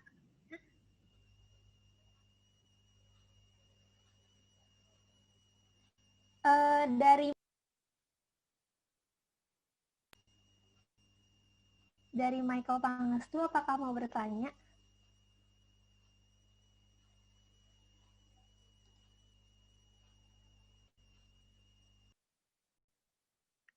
Kepencet raise hand kali. Oke, kalau belum ada, kita tunggu sebentar lagi, teman-teman. Boleh? Oh, dari Vikram. Ada dari Vikram. Boleh Vikram langsung di-unmute aja. Ya, boleh Vikram. Halo Kak. Halo. Halo. Kak. Jadi gini nih, saya mau nanya di awalnya. Seberapa penting sih engagement dari misalkan kalau barang endorse ke selebgram ke yang gitu-gitu. Soalnya kan kadang nih dari anak-anak mikirnya, wah susah pasti kalau misalkan kita nyarinya ke bisnis. Soalnya selebgram bukan, artis bukan. Nah, si Kausa ini tuh ngatasinnya kayak gimana sih dari awal yang misalkan emang benar-benar yang followersnya di bawah 1000, di bawah 100. Nah, si Kausa ini tuh gimana sih cara naikin produknya? Mungkin ya bisa dibantu gitu buat teman-teman yang susah kalau misalkan mau mulai usaha karena kurang gitu peminatnya. Udah, makasih Kak. Thank you Vikram pertanyaannya. Mungkin di sini aku bisa bantu jawab ya. Engagement itu kalau misalkan kamu mau endorse, ini dari satu produk ya. Dari satu produk kalau mau endorse itu paling basic kamu bisa cek influencer atau pokoknya orang-orangnya itu dari ini. Aku tulis di kolom chat namanya socialblade.com. Kamu bisa lihat dari segi YouTube, Instagram, Twitter, pokoknya dia akan memberikan informasi yang kamu bisa cukup tahu, oh kayaknya nih orang tuh bagus nih gitu buat aku endorse gitu. Itu satu. Kalau bisa engagementnya di atas 5%. Kalau bisa. Karena kalau udah di bawah 5% kayaknya itu antara dia, sorry itu saya mungkin kadang beli gitu kan. Atau emang dia kurang berinteraksi di social medianya. Kayak gitu sih. Nah terus itu satu kalau dari segi mau endorse ya, dan kamu ada uang yang mau mumpuni untuk marketing endorse. Tapi marketing tuh nggak cuma sampai di situ. Yang paling aku suka kayak tadi aku bilang marketing adalah kolaborasi. Karena biasanya kalau collab kita akan menggabungkan customer dari tim produk sebelah sama kita itu jadi lebih deket gitu. Jadi even customer produk sebelah yang mirip-mirip itu jadinya lebih consciously kayak oh kayaknya dia ada collab nih sama si Kausa. Misalkan beli produk Kausa dapat voucher 50% beli skincare gitu. Misalkan gitu. Sorry ya ini rada berisik. Terus misalkan juga kalau misalkan cowok-cowok misalkan beli laptop misalkan beli laptop gratis tas laptop Kausa gitu. Tapi consciously jadi ada tulisan di tas laptopnya Kausa, baik Kausa Indonesia X Asus, misalkan gitu, amin gitu. Nah itu juga bisa berlaku. Dan by the way biasanya kalau collab itu lebih tidak mengeluarkan biaya dan dua-duanya sama-sama untung, gitu. Gitu sih, biasanya sih gitu. Dan aku paling suka sih collab sama yang mirip-mirip, maksudnya sama-sama masih berjuang tapi followersnya masih puluhan atau ratusan. Biasanya mereka akan mau dengan senang hati sama-sama bikin giveaway. Kausa tuh sering giveaway, jadi followernya lumayan juga dan engagementnya tuh lebih naik saat giveaway. Jadi yang pertama yang tadi Social Blade untuk interaksi influencer social media sama kolaborasi sih. Kalau dari aku, gitu. Mungkin aku tambahin dikit aja kalau yang soal influencer itu juga dipastiin sama target marketnya nih. Karena ada nih influencer yang walaupun angkanya nih tinggi, engagementnya tinggi, tapi ternyata orang-orang yang follow dia dan yang engage sama dia itu nggak sesuai sama target market yang dituju sama bisnis kita nih. Kita targetnya misalnya yang ibu-ibu misalnya ya, sebuah produk itu terus targetnya ibu-ibu yang punya anak kecil misalnya jualan sepatu anak kecil gitu. Terus kamu tapi promosinya ke influencer yang isi followersnya adalah anak-anak muda, which means mereka belum punya anak buat pakai sepatu yang kita jual, dan mereka juga udah terlalu besar ya untuk pakai sepatu yang mau kita jual gitu kan. Jadi akhirnya jadi nggak ngefek, akhirnya itu jadi cuman mubazir lah, buang-buang uang gitu. Jadi lebih baik diperhatikan juga. Apakah sudah cukup menjawab? Cukup Kak, sangat cukup membantu jawabannya. Makasih banyak ya. Oke, sama-sama. Oke, buat penanya selanjutnya, mungkin ini di paling atas dulu. Buat Devin, boleh langsung di-unmute aja, Devin Kardansen. Halo, Kak. Halo. Ya nih, kan Kakak sendiri menjalankan bisnis Kausa ini kan sebagai mahasiswa juga kan. Nah, aku penasaran sebenarnya gimana sih caranya Kakak menjalankan supaya kita sebagai mahasiswa itu bisa bagi waktu antara bisnis dengan perkuliahan gitu. Biar nggak keteteran gitu. Debrina dulu. Oke.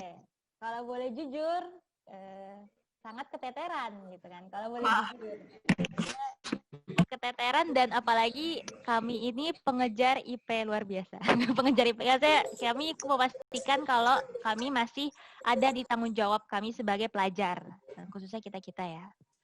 Yang satu itu aku nggak akan bicarakan soal time management. Karena menurut aku time management itu sangat tidak masuk akal. Menurut aku. Tapi aku lebih membicarakan adalah willpower and habit. Jadi saat kamu memiliki willpower yang tinggi, kamu akan lebih merasa ada tingkatan. Misalkan kayak, oke, gue memiliki willpower untuk mengerjakan satu hal. Misalkan kayak Kausa, misalkan aku mau market research, nah bikin itu ada willpower-nya. Willpower itu misalkan paling basic adalah 20 minutes aja. Kamu ngelakuin dan fokus pada hal yang mau kamu fokus. Itu biasanya 20 minutes yang terlihat kayak singkat banget, itu bisa sebenarnya banyak loh bisa dikerjakan dalam 20 minutes fokus itu. Nah, itu willpower. Kedua, dengan kamu sering-sering mengerjakan itu walaupun small gitu. Walaupun itu hal kecil misalkan dalam 20 minutes, tapi itu akan membentuk habit. Gitu. Jadi saat kamu di kelas fokus on 20 minutes saat dosen jelasin, saat kamu di depan laptop fokus 20 minutes bikin paper, fokus 20 minutes market research. Biasanya 20 minutes itu akan kayak aku sendiri itu berdampak sih kalau aku. Dan sisanya setelah 20 minutes ngapain? Rebahan nonton YouTube. Bener-bener aku nonton YouTube atau bukan Netflix, nonton startup tim Han Ji Pyong atau Nam Dosan gitu. Dosan. Pokoknya doing something yang makes you happy, tapi just focus on 20 minutes every day gitu. Dan itu sih yang ngebuat aku akhirnya jadi, oh ternyata I can do so much in 20 minutes. Dan akhirnya kebentuk habit. Itu sih kalau aku. Benar banget sih. Jadi sadar nggak sih sebenarnya yang bikin lama dalam ngerjain apapun itu adalah distraction. Mulai dari khususnya HP. Atau ya laptop juga sih, tapi ntar tiba-tiba lagi ngetik gini, terus tiba-tiba di atas kanan itu muncul kan ke samping. Ada chat apalah, notifikasi apa, Instagram tiba-tiba ada yang nge-like apa-apa. Itu tuh sebenarnya yang bikin nggak fokus, dan akhirnya malah jadi nggak maksimal ya bikinnya ya. Nggak tahu, di sini semuanya udah kuliah kan ya? Kalau Kak Jevin sendiri juga udah kuliah ya? Kuliah kan ya? Ya, benar, udah kuliah. Jadi sebenarnya kalau kuliah itu kan jamnya tuh at least masih ada kosong-kosong lah, masih bisa diatur gitu. Jadi kita yang penting atur prioritas. Kita udah pasang dulu nih target. Oke, aku by the end of this week apa aja yang mau aku achieve gitu. Tapi jangan sampai kelewat dari batas diri masing-masing. Yang penting adalah harus ingat balance. Karena kalau misalnya kamu paksa, aku udah ngalamin sendiri nih. Kita paksa nih. Oke, hari ini aku pasang to-do list, terus aku to-do list-nya 10. Aku kerjain semua, terus kampus aku sendiri, di kampus aku tuh sebenarnya aku kampus yang agak aneh. Namanya kan BINUS ASO School of Engineering, jadi lebih kayak school. Kampus aku setengah 9 pagi sampai jam 5 sore, nggak ada break. Breaknya cuma break makan siang jam 12 sampai jam setengah 2. Sisanya itu aku kelas, every day. Di 5 hari seminggu lah, 4 hari seminggu lah. Yang hari Jumatnya sampai jam 3 gitu. Dan itu memang takes time. Tapi ketika aku paksa nih, pokoknya aku paksa semuanya, aku kerjain 10 gitu dalam sehari. Akhirnya aku burn out, yang ada besoknya aku nggak bisa kerjain apa-apa gitu. Jadi kalau menurut aku, balance itu penting banget. Kamu siapin waktu buat refreshing, jangan suka begadang-begadang. Dan in the end pasti semua hal yang harus dikerjakan itu kalau kita put our mind into it dan kita nggak lupain, itu akan selesai gitu. Jangan overthinking.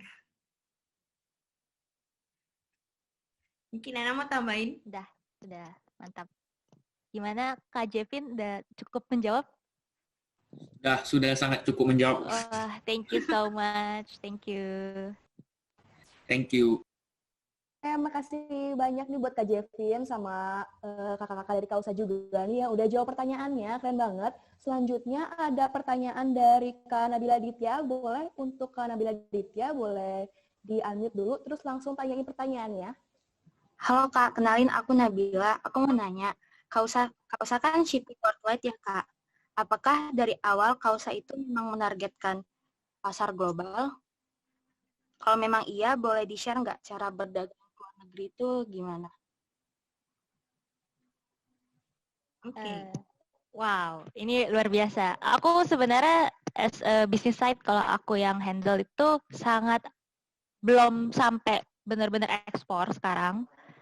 Tapi we can do research dari sekarang, karena ekspor itu kan banyak requirement-nya ya, dari segi legalnya, and so on gitu. Jadi yang bisa dilakukan oleh UMKM seperti kita adalah satu, cari negara yang mau dituju dulu. Gitu. Apakah negara yang dituju itu mumpuni untuk kamu masuk ke negara itu? Karena percuma kalau kita tembak semua negara, dor, Jepang, Belanda, Jerman, bla bla bla gitu.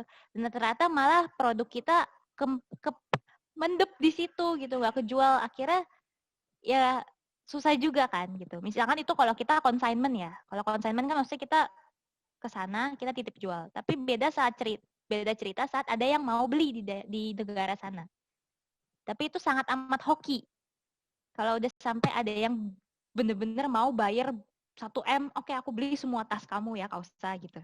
Itu dengan senang hati, siapa yang tidak menolak gitu kan. Tapi itu sangat amat kecil kemungkinannya kalau kita sendiri nggak punya orang dalam lah, intinya ngomongnya gitu. Gak ada misalkan yang tante-tante kaya di Jepang gitu, aku nggak punya gitu. Terus itu dalam waktu dekat do the research negara yang dituju, satu, kedua mungkin bisa masukin ke marketplace internasional untuk kita yang nggak tahu kita mau menembak negara yang mana. Itu sih kayak Etsy, aku kebetulan jadi tahu, oh Faye ya ampun ternyata orang Jerman suka produk kita Faye, gitu kan. Terus akhirnya kita kayak, oh ini kayak ada kesempatan nih, kalau kayak gini mungkin kita bisa research lebih dalam di Jerman gitu. Kayak gitu. Nah, yang kedua, yang tadi berapa ya? Nah, yang ketiga gitu kan, itu adalah cari, misalkan kita udah mau nembak nih, German gitu kan, hey gitu. Nah, habis itu kita cari nih, ada gak sih e-commerce Jerman yang bisa kita masukin produk kita, walaupun bahasanya sebenarnya kita ngerti gitu. Biasanya dengan kita kayak gitu, kita masuk twing ada di e-commerce-nya, biasanya makin ada banyak orang yang ngelihat, kayak lebih nyadar lah, lebih conscious kalau mungkin di sini Tokopedia number one marketplace di Indonesia gitu. Nah itu sih untuk UMKM itu mungkin jalan-jalan terselubung yang bisa kita mulai mencari taunya kayak gitu. Itu tipsnya ya kalau untuk mau mulai ekspor gitu. Sama aja kayak nembak cewek, nggak mungkin semua cewek ditembak gitu. Pasti ada targetnya dulu nih dari situ. Nah kalau untuk Kausa sendiri nih, apakah dari pertama kali dibangun itu kita ada bayangan untuk worldwide gitu? Enggak, karena seperti yang kita udah cerita di awal ya, tadi tuh Kausa tuh kan di awalnya dibangun kita cuma mimpi. Kita bermimpi dan kita berusaha gitu dari kecil-kecilan. Oke lah di Indonesia, di daerah-daerah kita dulu gitu. Tapi I guess itu adalah sebuah pola pikir yang harus dimiliki sih sama pembisnis apalagi yang muda, which is terus belajar, terus terbuka gitu. Jangan terus oke, aku pokoknya di Indonesia doang, terus maunya di dekat rumah aku doang, terus ya udah selamanya aja aku di sini gitu. Justru kalau kamu memperluas bisnis dan sebagainya, untuk memajukan bisnis, itu harus punya mentalitas untuk terus belajar. Karena justru pengalaman dari kita sendiri ya sebagai mahasiswa yang juga berbisnis gitu, kita tuh lebih belajar banyak dari kita bisnis langsung terjun di lapangan daripada kita belajar di kelas-kelas di kuliah gitu. Nah jadi dari situ, dari pembelajaran yang kita dapetin dari bisnis, dari pengalaman nih, oh ternyata kayak gini, oh ternyata kayak gini. Dari situ kita bisa memperbaiki apa yang salah dari kita dan juga menambah apa yang masih kurang dari kita. Tapi jangan lupa kuliah ya.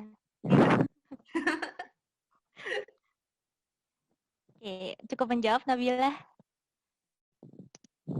Thank you. Bener banget, jangan lupa kuliah. Ya benar banget tuh ya teman-teman. Jadi buat kalian yang mau buka usaha tapi masih sambil kuliah, jangan lupa juga supaya si kuliahnya jangan ditinggalin. Tetap fokus juga ke kuliahnya ya teman-teman. Oh ya nih Pak Bowo, selanjutnya ada pertanyaan dari Kak Rakian Rizky. Boleh dibacakan Pak mungkin? Boleh, terima kasih. Nah ini ada pertanyaan Kak buat Kak Dedina dan Kak Kesia dari Rakian Rizky Wardana dari Universitas Jambi.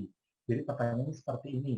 Izin bertanya Kak, apa sih harapan Kausa ke depannya agar dapat mengedukasi masyarakat akan pentingnya menjaga lingkungan agar dapat mengurangi jumlah sampah yang tersebar di Indonesia dan menjadi penggerak gaya hidup yang berkelanjutan, nasionalis, inovatif, dan terdepan di pasar internasional. Thank you. Pertanyaan luar biasa sekali nih Kak. Ya kayaknya nih. Visinya Kausa disalin. Harapan kita pastinya gini, kenapa sih edukasi gitu? Karena sebenarnya kalau ngomong tentang sustainability, tentang hal-hal yang seperti itu comes back to the people. Itu mindset orang gitu. Kita mau jual tas Kausa segimana banget, kalau misalnya orang-orang di sekitar kita nih, orang-orang yang jadi target market ini tuh pola pikirnya masih belum berubah, masih anggapannya oh sampah gitu. Atau anggapannya tuh masih ngapain sih ngambil nyoba-nyoba yang kayak gini, mending aku beli yang biasa-biasa aja gitu. Itu jadinya nggak akan mempan gitu, nggak akan terlalu mempan. Makanya edukasi itu adalah salah satu yang penting. Dan edukasi itu dalam bukan cuma ngomongin soal sales, tapi juga dalam kita mau, ayo dong, kita kan sebagai sustainable brand, kita juga sambil sehari-hari itu kita ngepost nih di Instagram, oh ayo semangat, hari ini mau achieve apa, terus tips-tips buat sustainable lifestyle tuh kayak gimana.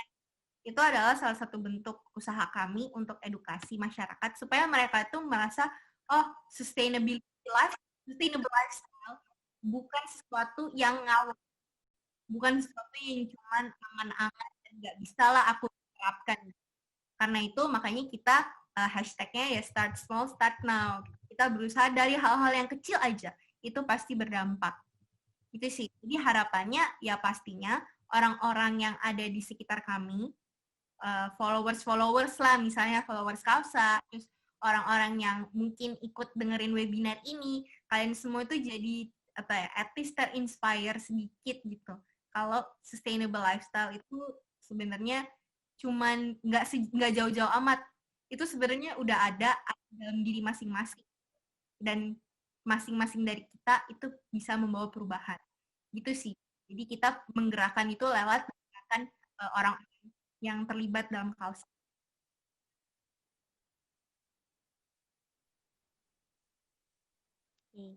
Itu udah terjawab semua.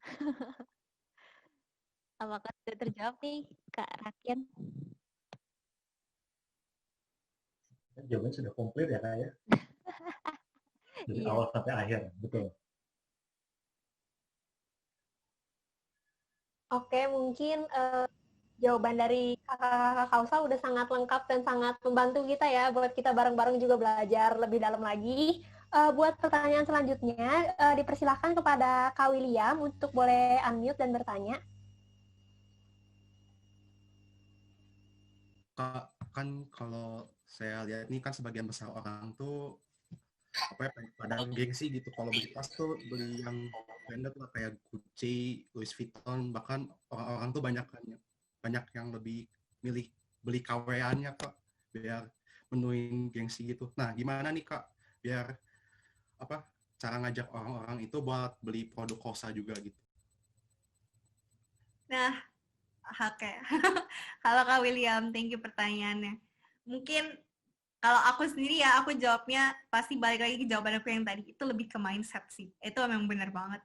Nggak cuma, even aku jujur, kalau dari aku sendiri dan mungkin teman-teman aku juga di sekitar-sekitar aku, pasti banyak lah yang kayak gitu, yang masih brand oriented, jadi branded oriented. Maunya tuh yang kalau misalnya nentengnya tas nih, punya satu sih gak apa-apa, cuma satu doang, tapi at least logonya ini gitu, sekian gitu.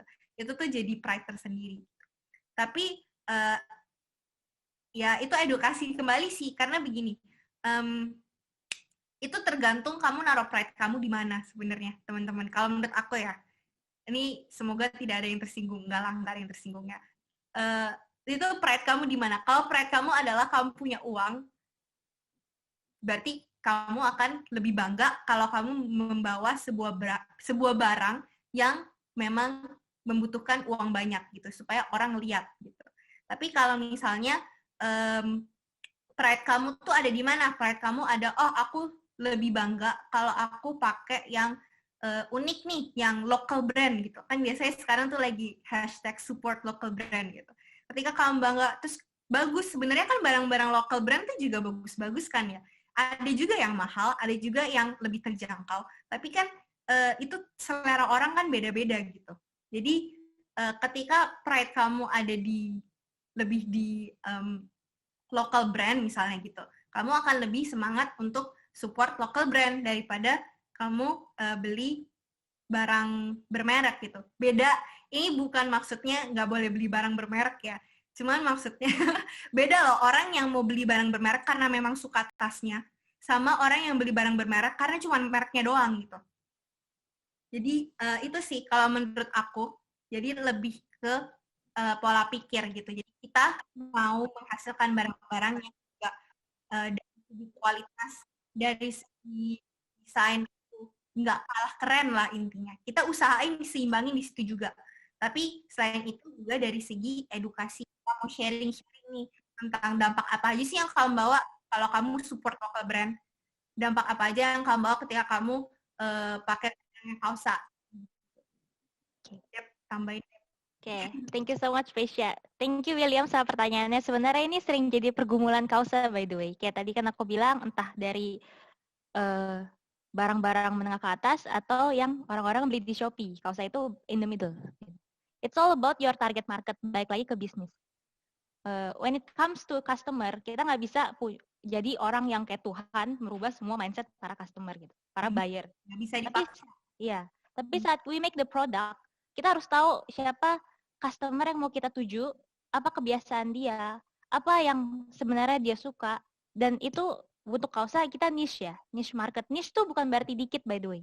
Niche itu berarti adalah spesifik. Jadi saat spesifik itu akan lebih mudah untuk kita tembak door gitu. Kayak, hey, dia lebih suka nih produk gue, dan itu biasanya akan menciptakan loyal customer. Nah itu kita harus tahu nih saat kita membuat produk, kira-kira customer yang kita tembak ini, itu tuh A to Z-nya apa aja. Entah jangan-jangan yang suka sama Kausa ibu-ibu yang baru punya 1 anak, yang biasanya jaga bayi dan lihat Instagram jam 1 subuh. That's why kita post jam 1 subuh. Kayak gitu sih. Itu yang harus kita tahu saat kita buat produk juga. Despite of kita akan jadi edukasi buat mereka nantinya. Gitu. Ya, jadi mungkin kalau misalnya yang punya bisnis, itu target market misalnya yang sustainable ya. Kalau sustainable kan itu unik gitu, spesifik. Itu target marketnya pertama orang yang memang sudah sadar sama sustainable lifestyle, yang udah sadar, oh aku mau hidup demi masa depan yang lebih indah gitu. Atau yang satu lagi adalah orang-orang yang mulai terdorong. Yang berikutnya yang secondary-nya adalah orang-orang yang mulai terdorong tapi butuh dorongan. Nah, dorongan ini adalah yang kita supply gitu loh, dari post-post, dari edukasi-edukasi, dari produk yang desainnya bagus, jadi kalau pakai juga nggak malu gitu. Itu bisa jadi secondary-nya. Nanti yang selanjutnya baru orang-orang yang mungkin nggak sengaja stumble upon Kausa, terus kayaknya lucu gitu.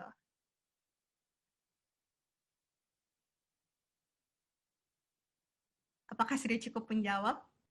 Kak, boleh nanya lagi nggak, Kak? Boleh. Boleh banget. Kan kalau bisnis tuh kan pasti adalah yang kadang di atas, kadang di bawah. Kalau Kausa tuh pernah di bawah nggak sih? Terus gimana sih cara survive-nya? Terima kasih. Kita pernah duduk di bawah, ketimpa tangga, kelindus mobil. ya bener-bener di bawah gepeng gitu. Itu juga pernah. Kita pernah duduk di salah satu tempat restoran fast food, terus kita cuma merenung doang sambil kita mikir ini Kausa mau dibawa kemana, apa kita mau relain aja atau kita mau pivot. Itu pernah sih. Pernah. Ya bener banget sih, dan udah rugi. Kalau boleh jujur aku langsung ini belak-belakan ya, itu udah rugi like puluhan juta ya Fe. Ada kali, maksudnya kita udah ngeluarin banyak modal, ini uangnya uang kita sendiri, uang jajan. Beberapa dari kita ada yang kesulitan, mungkin salah satunya Kevin sama aku, kadang kita juga kesulitan untuk bayar uang sekolah, uang kuliah. Itu mess up banget, semuanya mess up, kita hampir ninggalin Kausa, itu juga ada di titik itu gitu. Tapi ya kalau semua jatuh ke bawah tuh kayaknya semua bisnis tuh pernah sih. Tapi yang penting adalah gimana caranya kita cari cara supaya kita bounce back up lebih tinggi lagi dari awal kita sebelum jatuh. Gitu.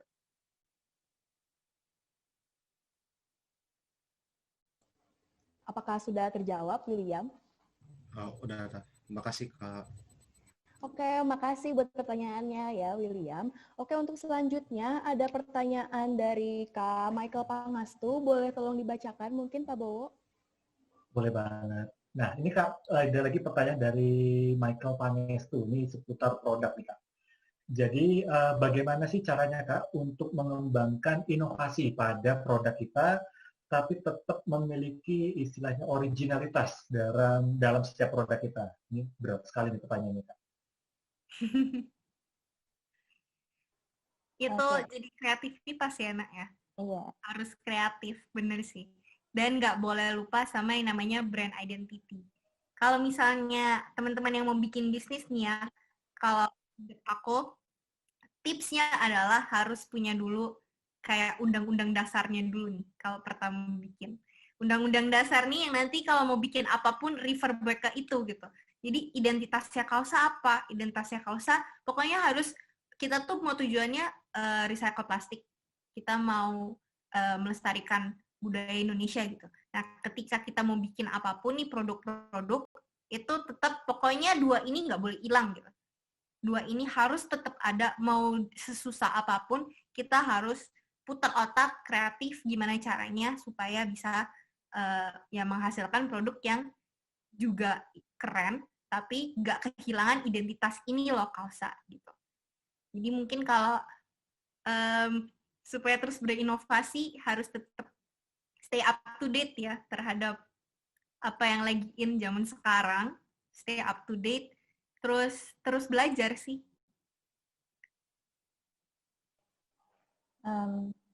Mungkin kalau aku boleh tambah, ini juga berlaku saat kita, kan ini kan buat produk ya, tapi despite of buat produk, pasti ada yang namanya komunikasi, kita gimana cara menjual produk gitu. Nah ini yang lebih krusial lagi sebenarnya. Karena saat sudah produk kita terbuat, walaupun produknya sebenarnya sama-sama mirip sama yang dahulu, misalkan campuran tenun batik, batik tenun, terus sama plastik recycled-nya, tapi saat strategi kita menyampaikannya beda, yang didapetin sama customer juga beda gitu. Dulu sempat Kausa nggak kejual sama sekali. Mungkin sampai sekarang juga masih kesulitan sih untuk menjual ya kan. Tapi yang bikin lebih mudah dan bikin kita lebih semangat adalah kita itu memastikan untuk selalu storytelling produk kita. Masa atau enggak kayak tenun, batik yang kita ambil tuh dari mana. Nah itu mungkin berlaku untuk semua bisnis. Ada namanya brand communication strategy. Mungkin kalau buat yang penasaran bisa abis ini chat ke admin Kausa juga nggak apa-apa, itu biasa aku yang pegang. Nah kita bisa ngobrol-ngobrol, itu bener-bener detail banget. Mungkin sebelum buat usaha, aku juga saranin kalian ada yang namanya brand communication strategy. Jadi dari segi fondasinya apa, saat kalian eksekusi tuh mau gimana, dan apa yang bahkan customer kalian dapatkan, kalian harapinnya itu gimana tuh harus tergambarkan di situ sih.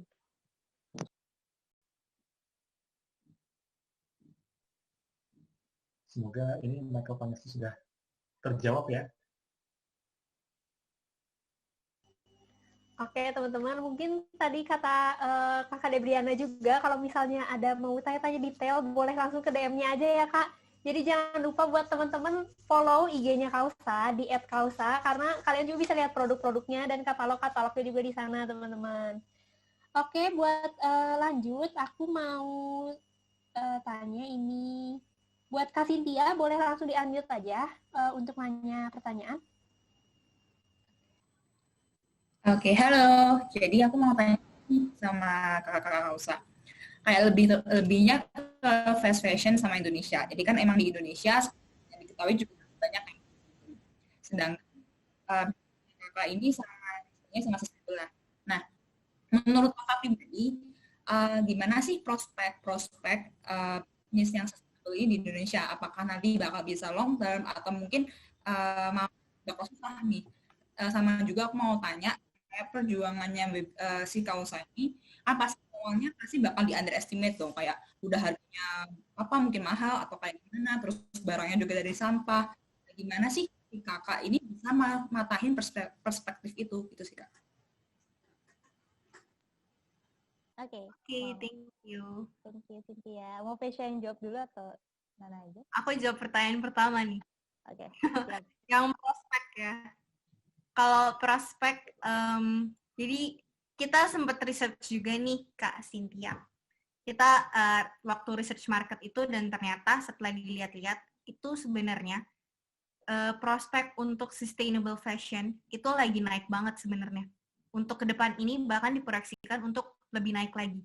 Jadi ada research kayak dari Hakuhodo Institute of Life and Living Asian, dia bilang the conscious lights atau orang-orang yang sadar lingkungan nih, kalau beli barang itu mikirin lingkungan, itu adalah segmentasi pasar yang segmentasi pasar yang akan mendominasi segmentasi pasar keseluruhan gitu.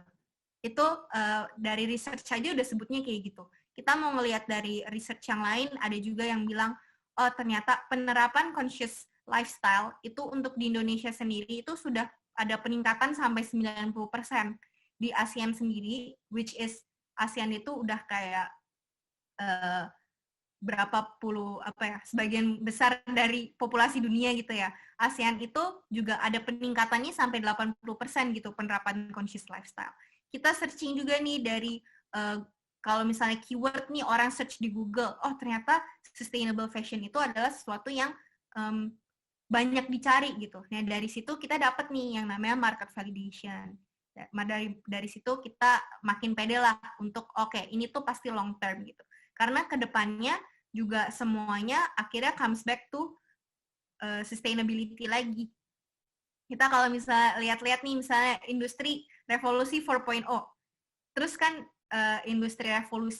revolusi industri ini itu kan dibarengi juga sama revolusi yang social 5.0 itu kan ya. Nah, kenapa sih ada yang 5.0 itu? Karena orang-orang tuh udah sadar. Orang tuh kalau ngomong revolusi industri 4.0 itu cuman kepikiran, oh sekarang zamannya AI. Udahlah nanti semua pekerjaan kayaknya bakal dimusnahkan, digantiin sama robot gitu. Orang bayanginnya kayak gitu. Nah, yang 5.0 ini tuh jawaban terhadap masalah itu. Dia bilang kalau teknologi itu bukan untuk memusnahkan pekerjaan manusia, which is yang menjatuhkan kesejahteraan manusia, ya kan? Tapi harus menciptakan sinergi antara manusia sama teknologi. Nah, itu tuh kayak salah satu bukti juga nih kalau ternyata sebenarnya orang-orang tuh udah mulai sadar untuk menerapkan yang namanya kita tuh bikin apapun, mau teknologi, mau fashion, mau apa, itu tuh harus balik lagi ke kesejahteraan manusia, kesejahteraan bumi, which is dua ini adalah prinsip sustainability. Tuh. Kinana mau tambahin? Udah mantap. Untuk pertanyaan pertama, apakah sudah cukup menjawab, Kak Cynthia? Udah banget, Kak. Terima kasih. Oke, aku lanjut ke pertanyaan kedua tentang pandangan kali ya itu ya. Tadi sempat Kak Cynthia bahas tentang pandangan Kausa, kayaknya kalau misalkan Kausa harganya segitu, terus orang-orang ngeliat, lah ini kan brandnya dari sampah ya, gitu kan. Gile aja loh harganya segitu, gitu kan. Kan kayak sedih juga gitu. Kalau misalkan gue beli mahal, tapi sebenarnya tasnya itu tas yang emang sampah gitu. Balik lagi ke brand communication strategy gitu. Karena saat kita punya brand communication strategy atau disingkat BCS yang tepat, biasanya apa yang ditangkap customer tuh akan berbeda pandangannya. Gitu kan. Saat misalkan kita lihat beli ayam goreng, apa yang pertama kali kita pikirin, maybe beberapa di sini ada KFC gitu kan. Ada juga yang pikirinnya ayam goreng deket rumah kita atau Indomaret gitu kan. Itu semua cara brand communication strategi setiap brand. Nah, kalau di Kausa itu tantangannya sebenarnya, tantangan terbesar. Untungnya kita masuk dan involve ke dunia di mana tren sustainability itu makin meningkat. Ting, ting, ting, ting. Jadi orang-orang despite of mereka membuat perspektif yang lu kan jual sampah, mereka malah kayak, weh, lu jual sampah loh, gitu. Kayak malah jadi beda gitu. Dan akhirnya kita dengan bangganya bilang kalau ini recycled plastik yang kita proses demikian rupa, kita sterilisasi dari sampah yang emang jijik gitu kan kalau orang bilang. Akhirnya mereka jadi lebih gila banget gitu. Akhirnya mereka jadi lebih penasaran. Kalau di sini ada pelajaran marketing, ada nama AIDA, awareness, interest, desire, sama action. Akhirnya dari mereka awareness-nya sadar kalau itu sampah, mereka punya interest. Ada desire, akhirnya mereka sampai buying the product gitu. Jadi itu sih brand communication strateginya, Kasin. Apakah sudah cukup menjawab? Udah, Kak. Makasih banget. Yo, sama-sama. Oke, terima kasih pertanyaannya untuk Kak Cynthia. Oke teman-teman, aku mau minta maaf nih untuk pertanyaan di kolom chat. Sudah kami tutup ya, tapi untuk pertanyaan yang sudah dikirimkan di chat akan dibacakan, oke? Nah, untuk selanjutnya ada pertanyaan dari Kak Kelly untuk Pak Prabowo. Boleh dibacakan pertanyaannya? Terima kasih. Boleh. Nah, jadi ini Kak, ada pertanyaan lagi nih dari Kelly. Jadi dia menanyakan, apakah Kausa pernah pameran untuk produknya dan kalau misalnya ada, di mana Kak? Pernah. Kita pernah ikut beberapa kali pameran. Jadi dari BINUS juga pernah ya, ada namanya Local Business Festival. Terus sempat juga kita ikut Simply Pop-Up Market di Grand Indonesia, gitu-gitu. Nah, untuk sekarang ini, kita lagi nggak ikut nih, tapi ada di offline store itu, jadi bisa dilihat juga. Hitungannya kayak pameran juga sih, karena mereka juga menyediakan etalase gitu kan ya. Terus untuk yang di pendopo sendiri, di Mall Living World, itu mereka sering tuh barang-barang Kausa itu ikut di pameran mereka. Jadi biasanya ditaruh di lobby gitu. Bisa dilihat juga. Jadi tidak pernah ragu ya untuk kalau misalnya ada pameran, sebisa mungkin bisa ikut gitu ya Kak ya? Semoga pertanyaannya bisa menjawab ya untuk Kelly. Nah, ada lagi nih Kak dari I Gede Mahandika. Nah, pertanyaannya seperti ini Kak. Kak, kira-kira di mana ya kita bisa lihat transparansi proses produksi Kausa dari bahan baku limbah sampai produk siap jual? Apakah ada dokumentasinya mungkin? Nah, ada di IGTV Kausa. Kalian mungkin kalau penasaran banget nih, pengen lihat gimana sih perjuangannya, mau lihat kita pakai baju kaos-kaos terus kita bener-bener hands on cuci sampah tuh, mungkin kalian bisa lihat di IGTV Kausa ada yang tulisannya proses plastik. Itu kita benar-benar waktu kita proses dari sampah plastik datang dari bank sampah sampai jadi material yang bisa dipakai untuk dijahit di tasnya.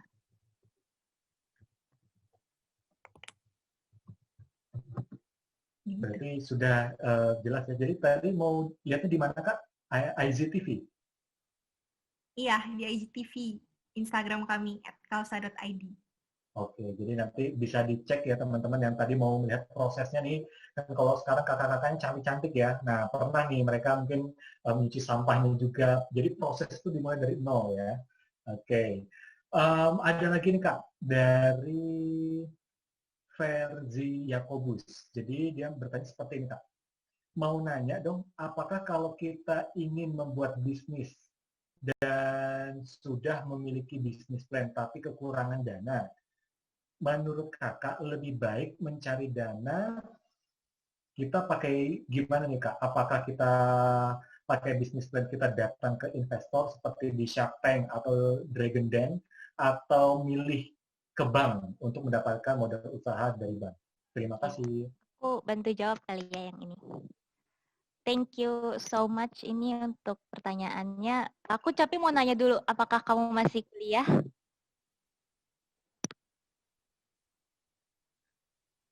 Untuk Kak Verzi Yakobus, bisa di-unmute mungkin?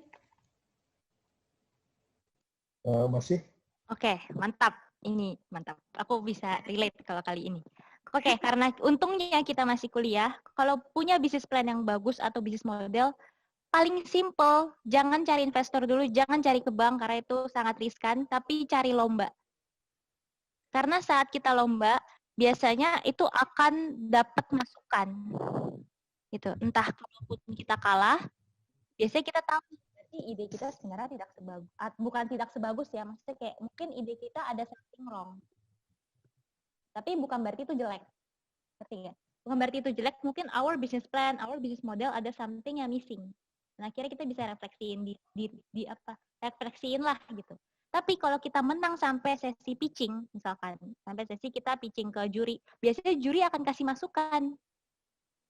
Gitu. Jadi akhirnya kita dapat masukan lagi, kalaupun amit-amit misalkan kalah, kita pun dapat insight lagi buat kita benar-benar jalaninnya tuh akan seperti apa. Itu sih yang aku senang dari lomba. Gitu. Jadi kalau kita menang, puji Tuhan, kita dapat dana dari lombanya. Kayak gitu. Jadi untuk yang masih mahasiswa, dana hibah itu sangat terbuka ya, apalagi maksudnya kita kan perkuliahan, banyak juga lomba-lomba di tengah pandemi ini secara online, jadi tidak sulit untuk kita kayak mulai bikin bisnis plan, ide-ide kita, dan bisnis modelnya saat kita merasa ini udah mantep, cakep pol gitu, bisa langsung aja submit ke beberapa lomba yang kalian emang mau gitu. Jadi kalau misalkan sampai menang itu luar biasa banget, dananya bisa langsung kalian jalanin bisnisnya. Jangan kalian tiba-tiba beli HP atau apa, itu jangan. Dan pastikan jangan gara-gara lomba sampai ganti ide bisnis kamu. Itu banyak terjadi di mahasiswa. Jadi seakan mereka itu lebih mengejar hadiahnya ketimbang their own business. Itu yang beberapa kadang aku nggak setuju sih sama persepsi mahasiswa tentang lomba. Jadi pastiin dulu gitu bisnisnya itu apa, bisnis plan kamu tuh cakep, bisnis model apa, dan cari lomba yang sesuai. Cari lomba yang even lawannya mungkin kompetitor kamu nantinya. Itu akan sangat membuka mata sih. Kayak gitu. Mungkin dari Fesya ada masukan? Udah sih. Kalau aku sih soalnya bukan tipe yang pede kalau disuruh pinjam dana ke bank gitu langsung berapa dengan bunga berapa gitu ya. Jadi kalau menurut aku sendiri, kalau misalnya kamu berani, benar-benar berani, terus kamu pede abis, ya sebenarnya it comes back to you sih. Kita juga nggak bisa ngelarang kan ya. Cuman masukan dari kami, kalau mau yang lebih di jalur aman, apalagi karena kita masih kuliah kan ya, uang juga masih uang dari orang tua gitu, hitungannya uang tabungan dari uang jajan gitu. Itu mungkin bisa bootstrapping, bisa ikut juga lomba-lomba, dan yang kan banyak tuh yang dana hibah. Kalau misalnya kamu ikut-ikut event dan sebagainya, itu kan juga bisa diikutin gitu. Jadi nggak pilihannya nggak terbatas, cuman ke bank aja gitu.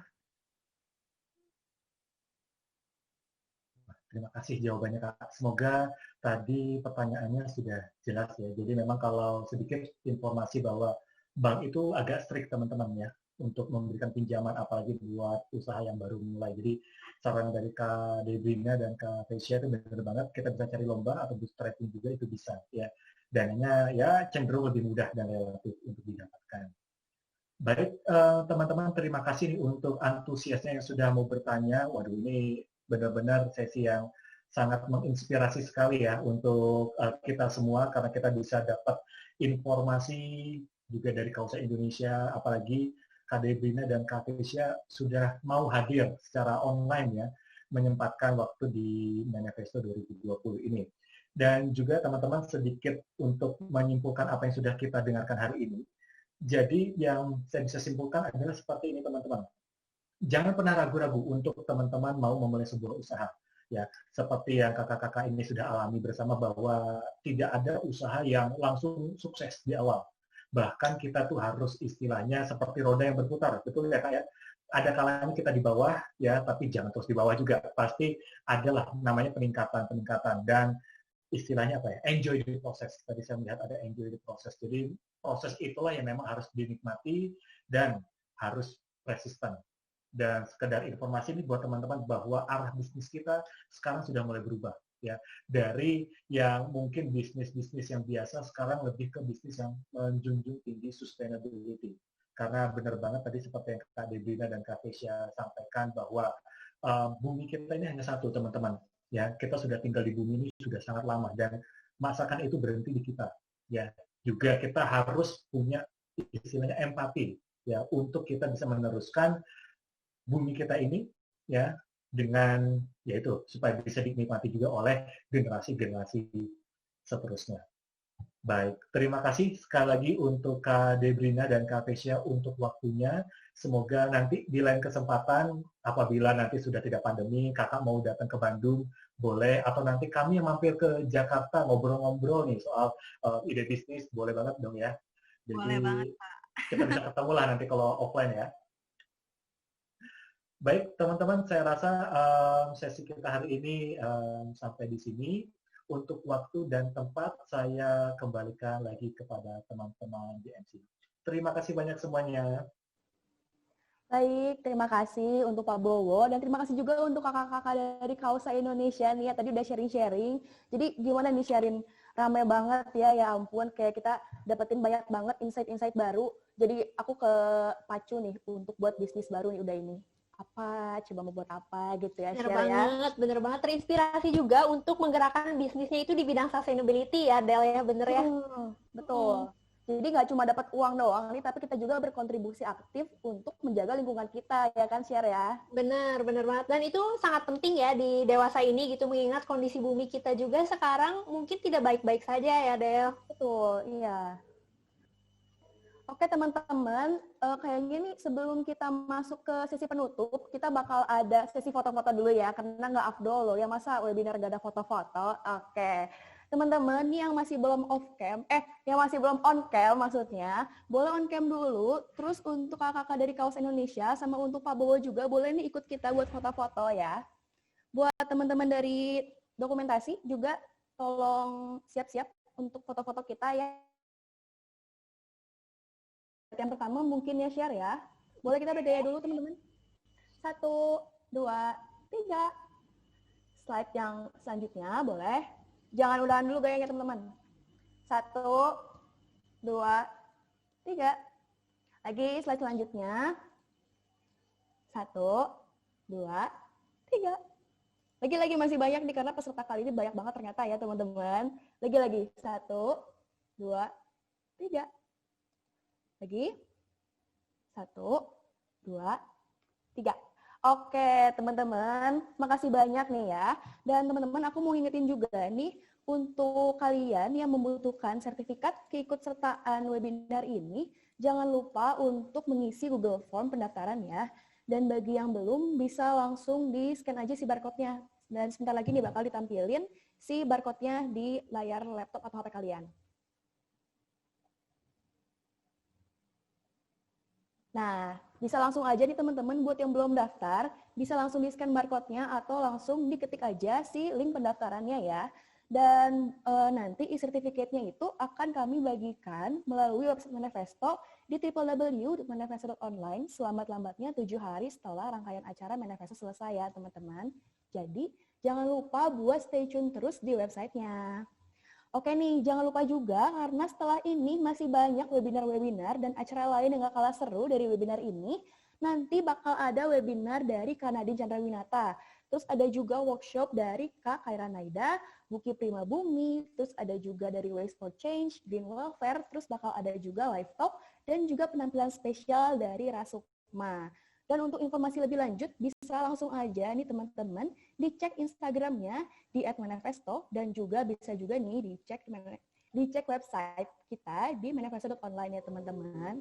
Oh ya nih aku mau tanya-tanya nih ke teman-teman di sini, kesan-pesan kalian setelah mengikuti webinar ini tuh apa sih? Aku mau coba tanya kali ya ke salah satu peserta di sini, share. Boleh kali ya, dari teman-teman mungkin kita juga mau denger nih, tadi kan Fidel sama aku udah bagi-bagi juga kesan-pesannya, mungkin dari teman-teman juga ada insight mungkin yang bisa dibagikan juga, boleh dipilih aja Del kayaknya.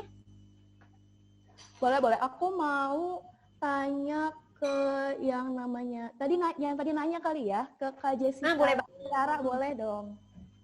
Kayak Ya, apa aja Kak. yang dideketin. Bermanfaat banget, Kak. Aku yang punya bisnis jadi pengen ini lagi, dagang lagi.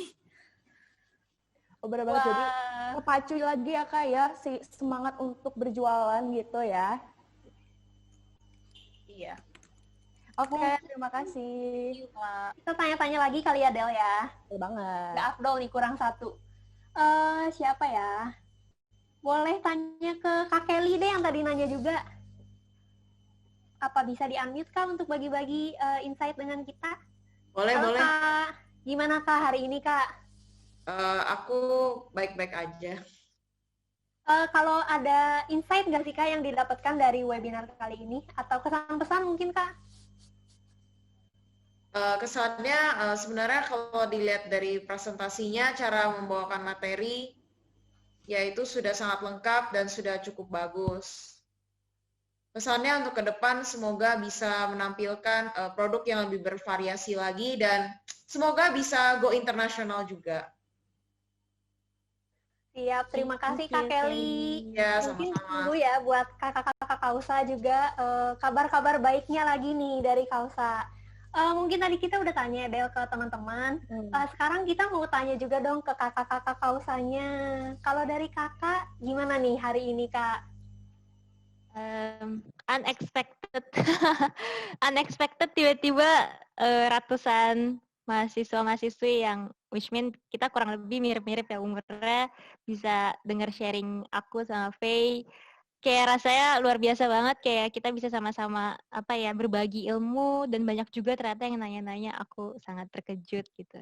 Dan thank you so much pertanyaannya, by the way jadi buat aku mikir lagi juga kayak oh iya ya, kayak gini ternyata iya ya gitu. Jadi thank you banget, mantep banget Manifesto, kalian luar biasa. Oke, terima kasih untuk Kak Debrina ya. Oke, tadi kan kita udah nanya-nanya peserta nih. Terus kita udah nanya juga kakak dari Kausa kan. Nah, sekarang aku mau nanya juga nih buat Pak Bowo nih Pak, bagaimana nih Pak perasaannya setelah memoderatori acara webinar kali ini? Well, kalau dari saya ini merupakan pengalaman pertama ya, karena kita biasanya sih Manifesto kita lakukan secara offline. Terus jujurnya nih, 2 hari 3 hari sebelum acara ini dimulai, jujur nggak bisa tidur ya. Kenapa? Karena saya deg-degan. Deg-degan apalagi setelah ketemu dengan anak-anak muda, saya masih muda juga sih, ya masih seumuran juga ya dengan kalian.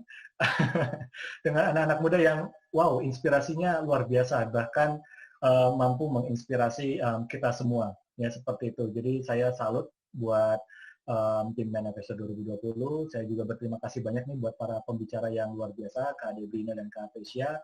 Ya, kita harapkan tidak berhenti di sini ya. Apa yang tadi sudah disampaikan bisa juga kita lakukan juga di dalam kehidupan kita sehari-hari, dan juga siapa tahu nanti muncul kausa-kausa berikutnya. Ya, seperti itu. Terima kasih banget buat Manifesto 2020. Semoga sukses.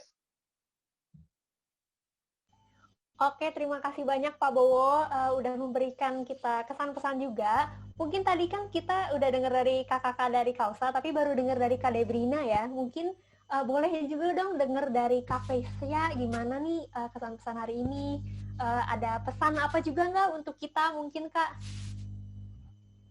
Wah, kirain diwakilin aja sama Debrina. Enggak ya, ternyata.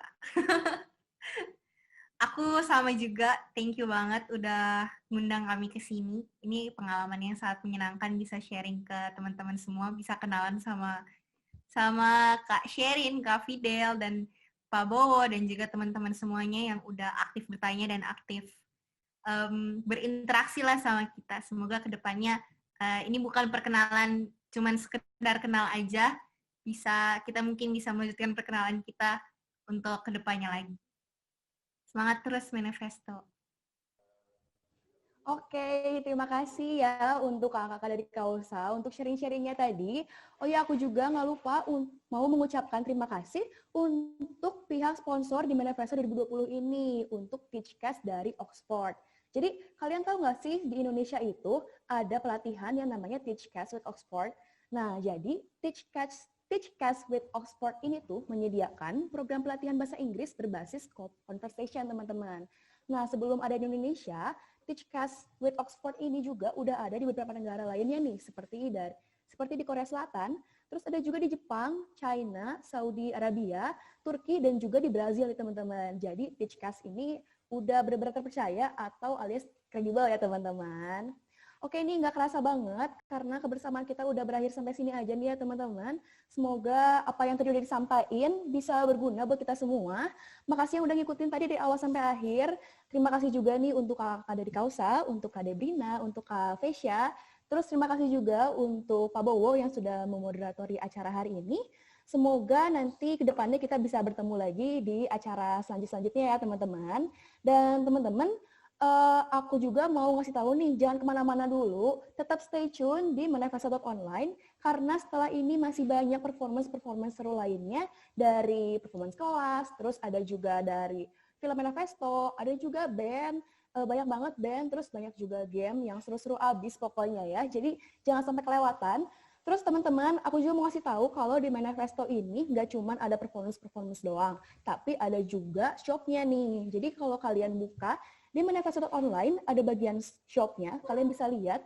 Nah di situ nih kalau misalnya kalian lagi lapar sambil nontonin kita ya kan, sambil nontonin webinar atau nontonin performance dan lapar, bisa langsung aja nih kalian pesan makanan lewat shop yang ada di Manifesto ya teman-teman. Oke teman-teman, segitu aja dari aku dan Sherin dan kakak-kakak dari Kausa dan juga Pak Bowo hari ini. Sampai jumpa di pertemuan selanjutnya ya teman-teman. Bye-bye. Thank you all.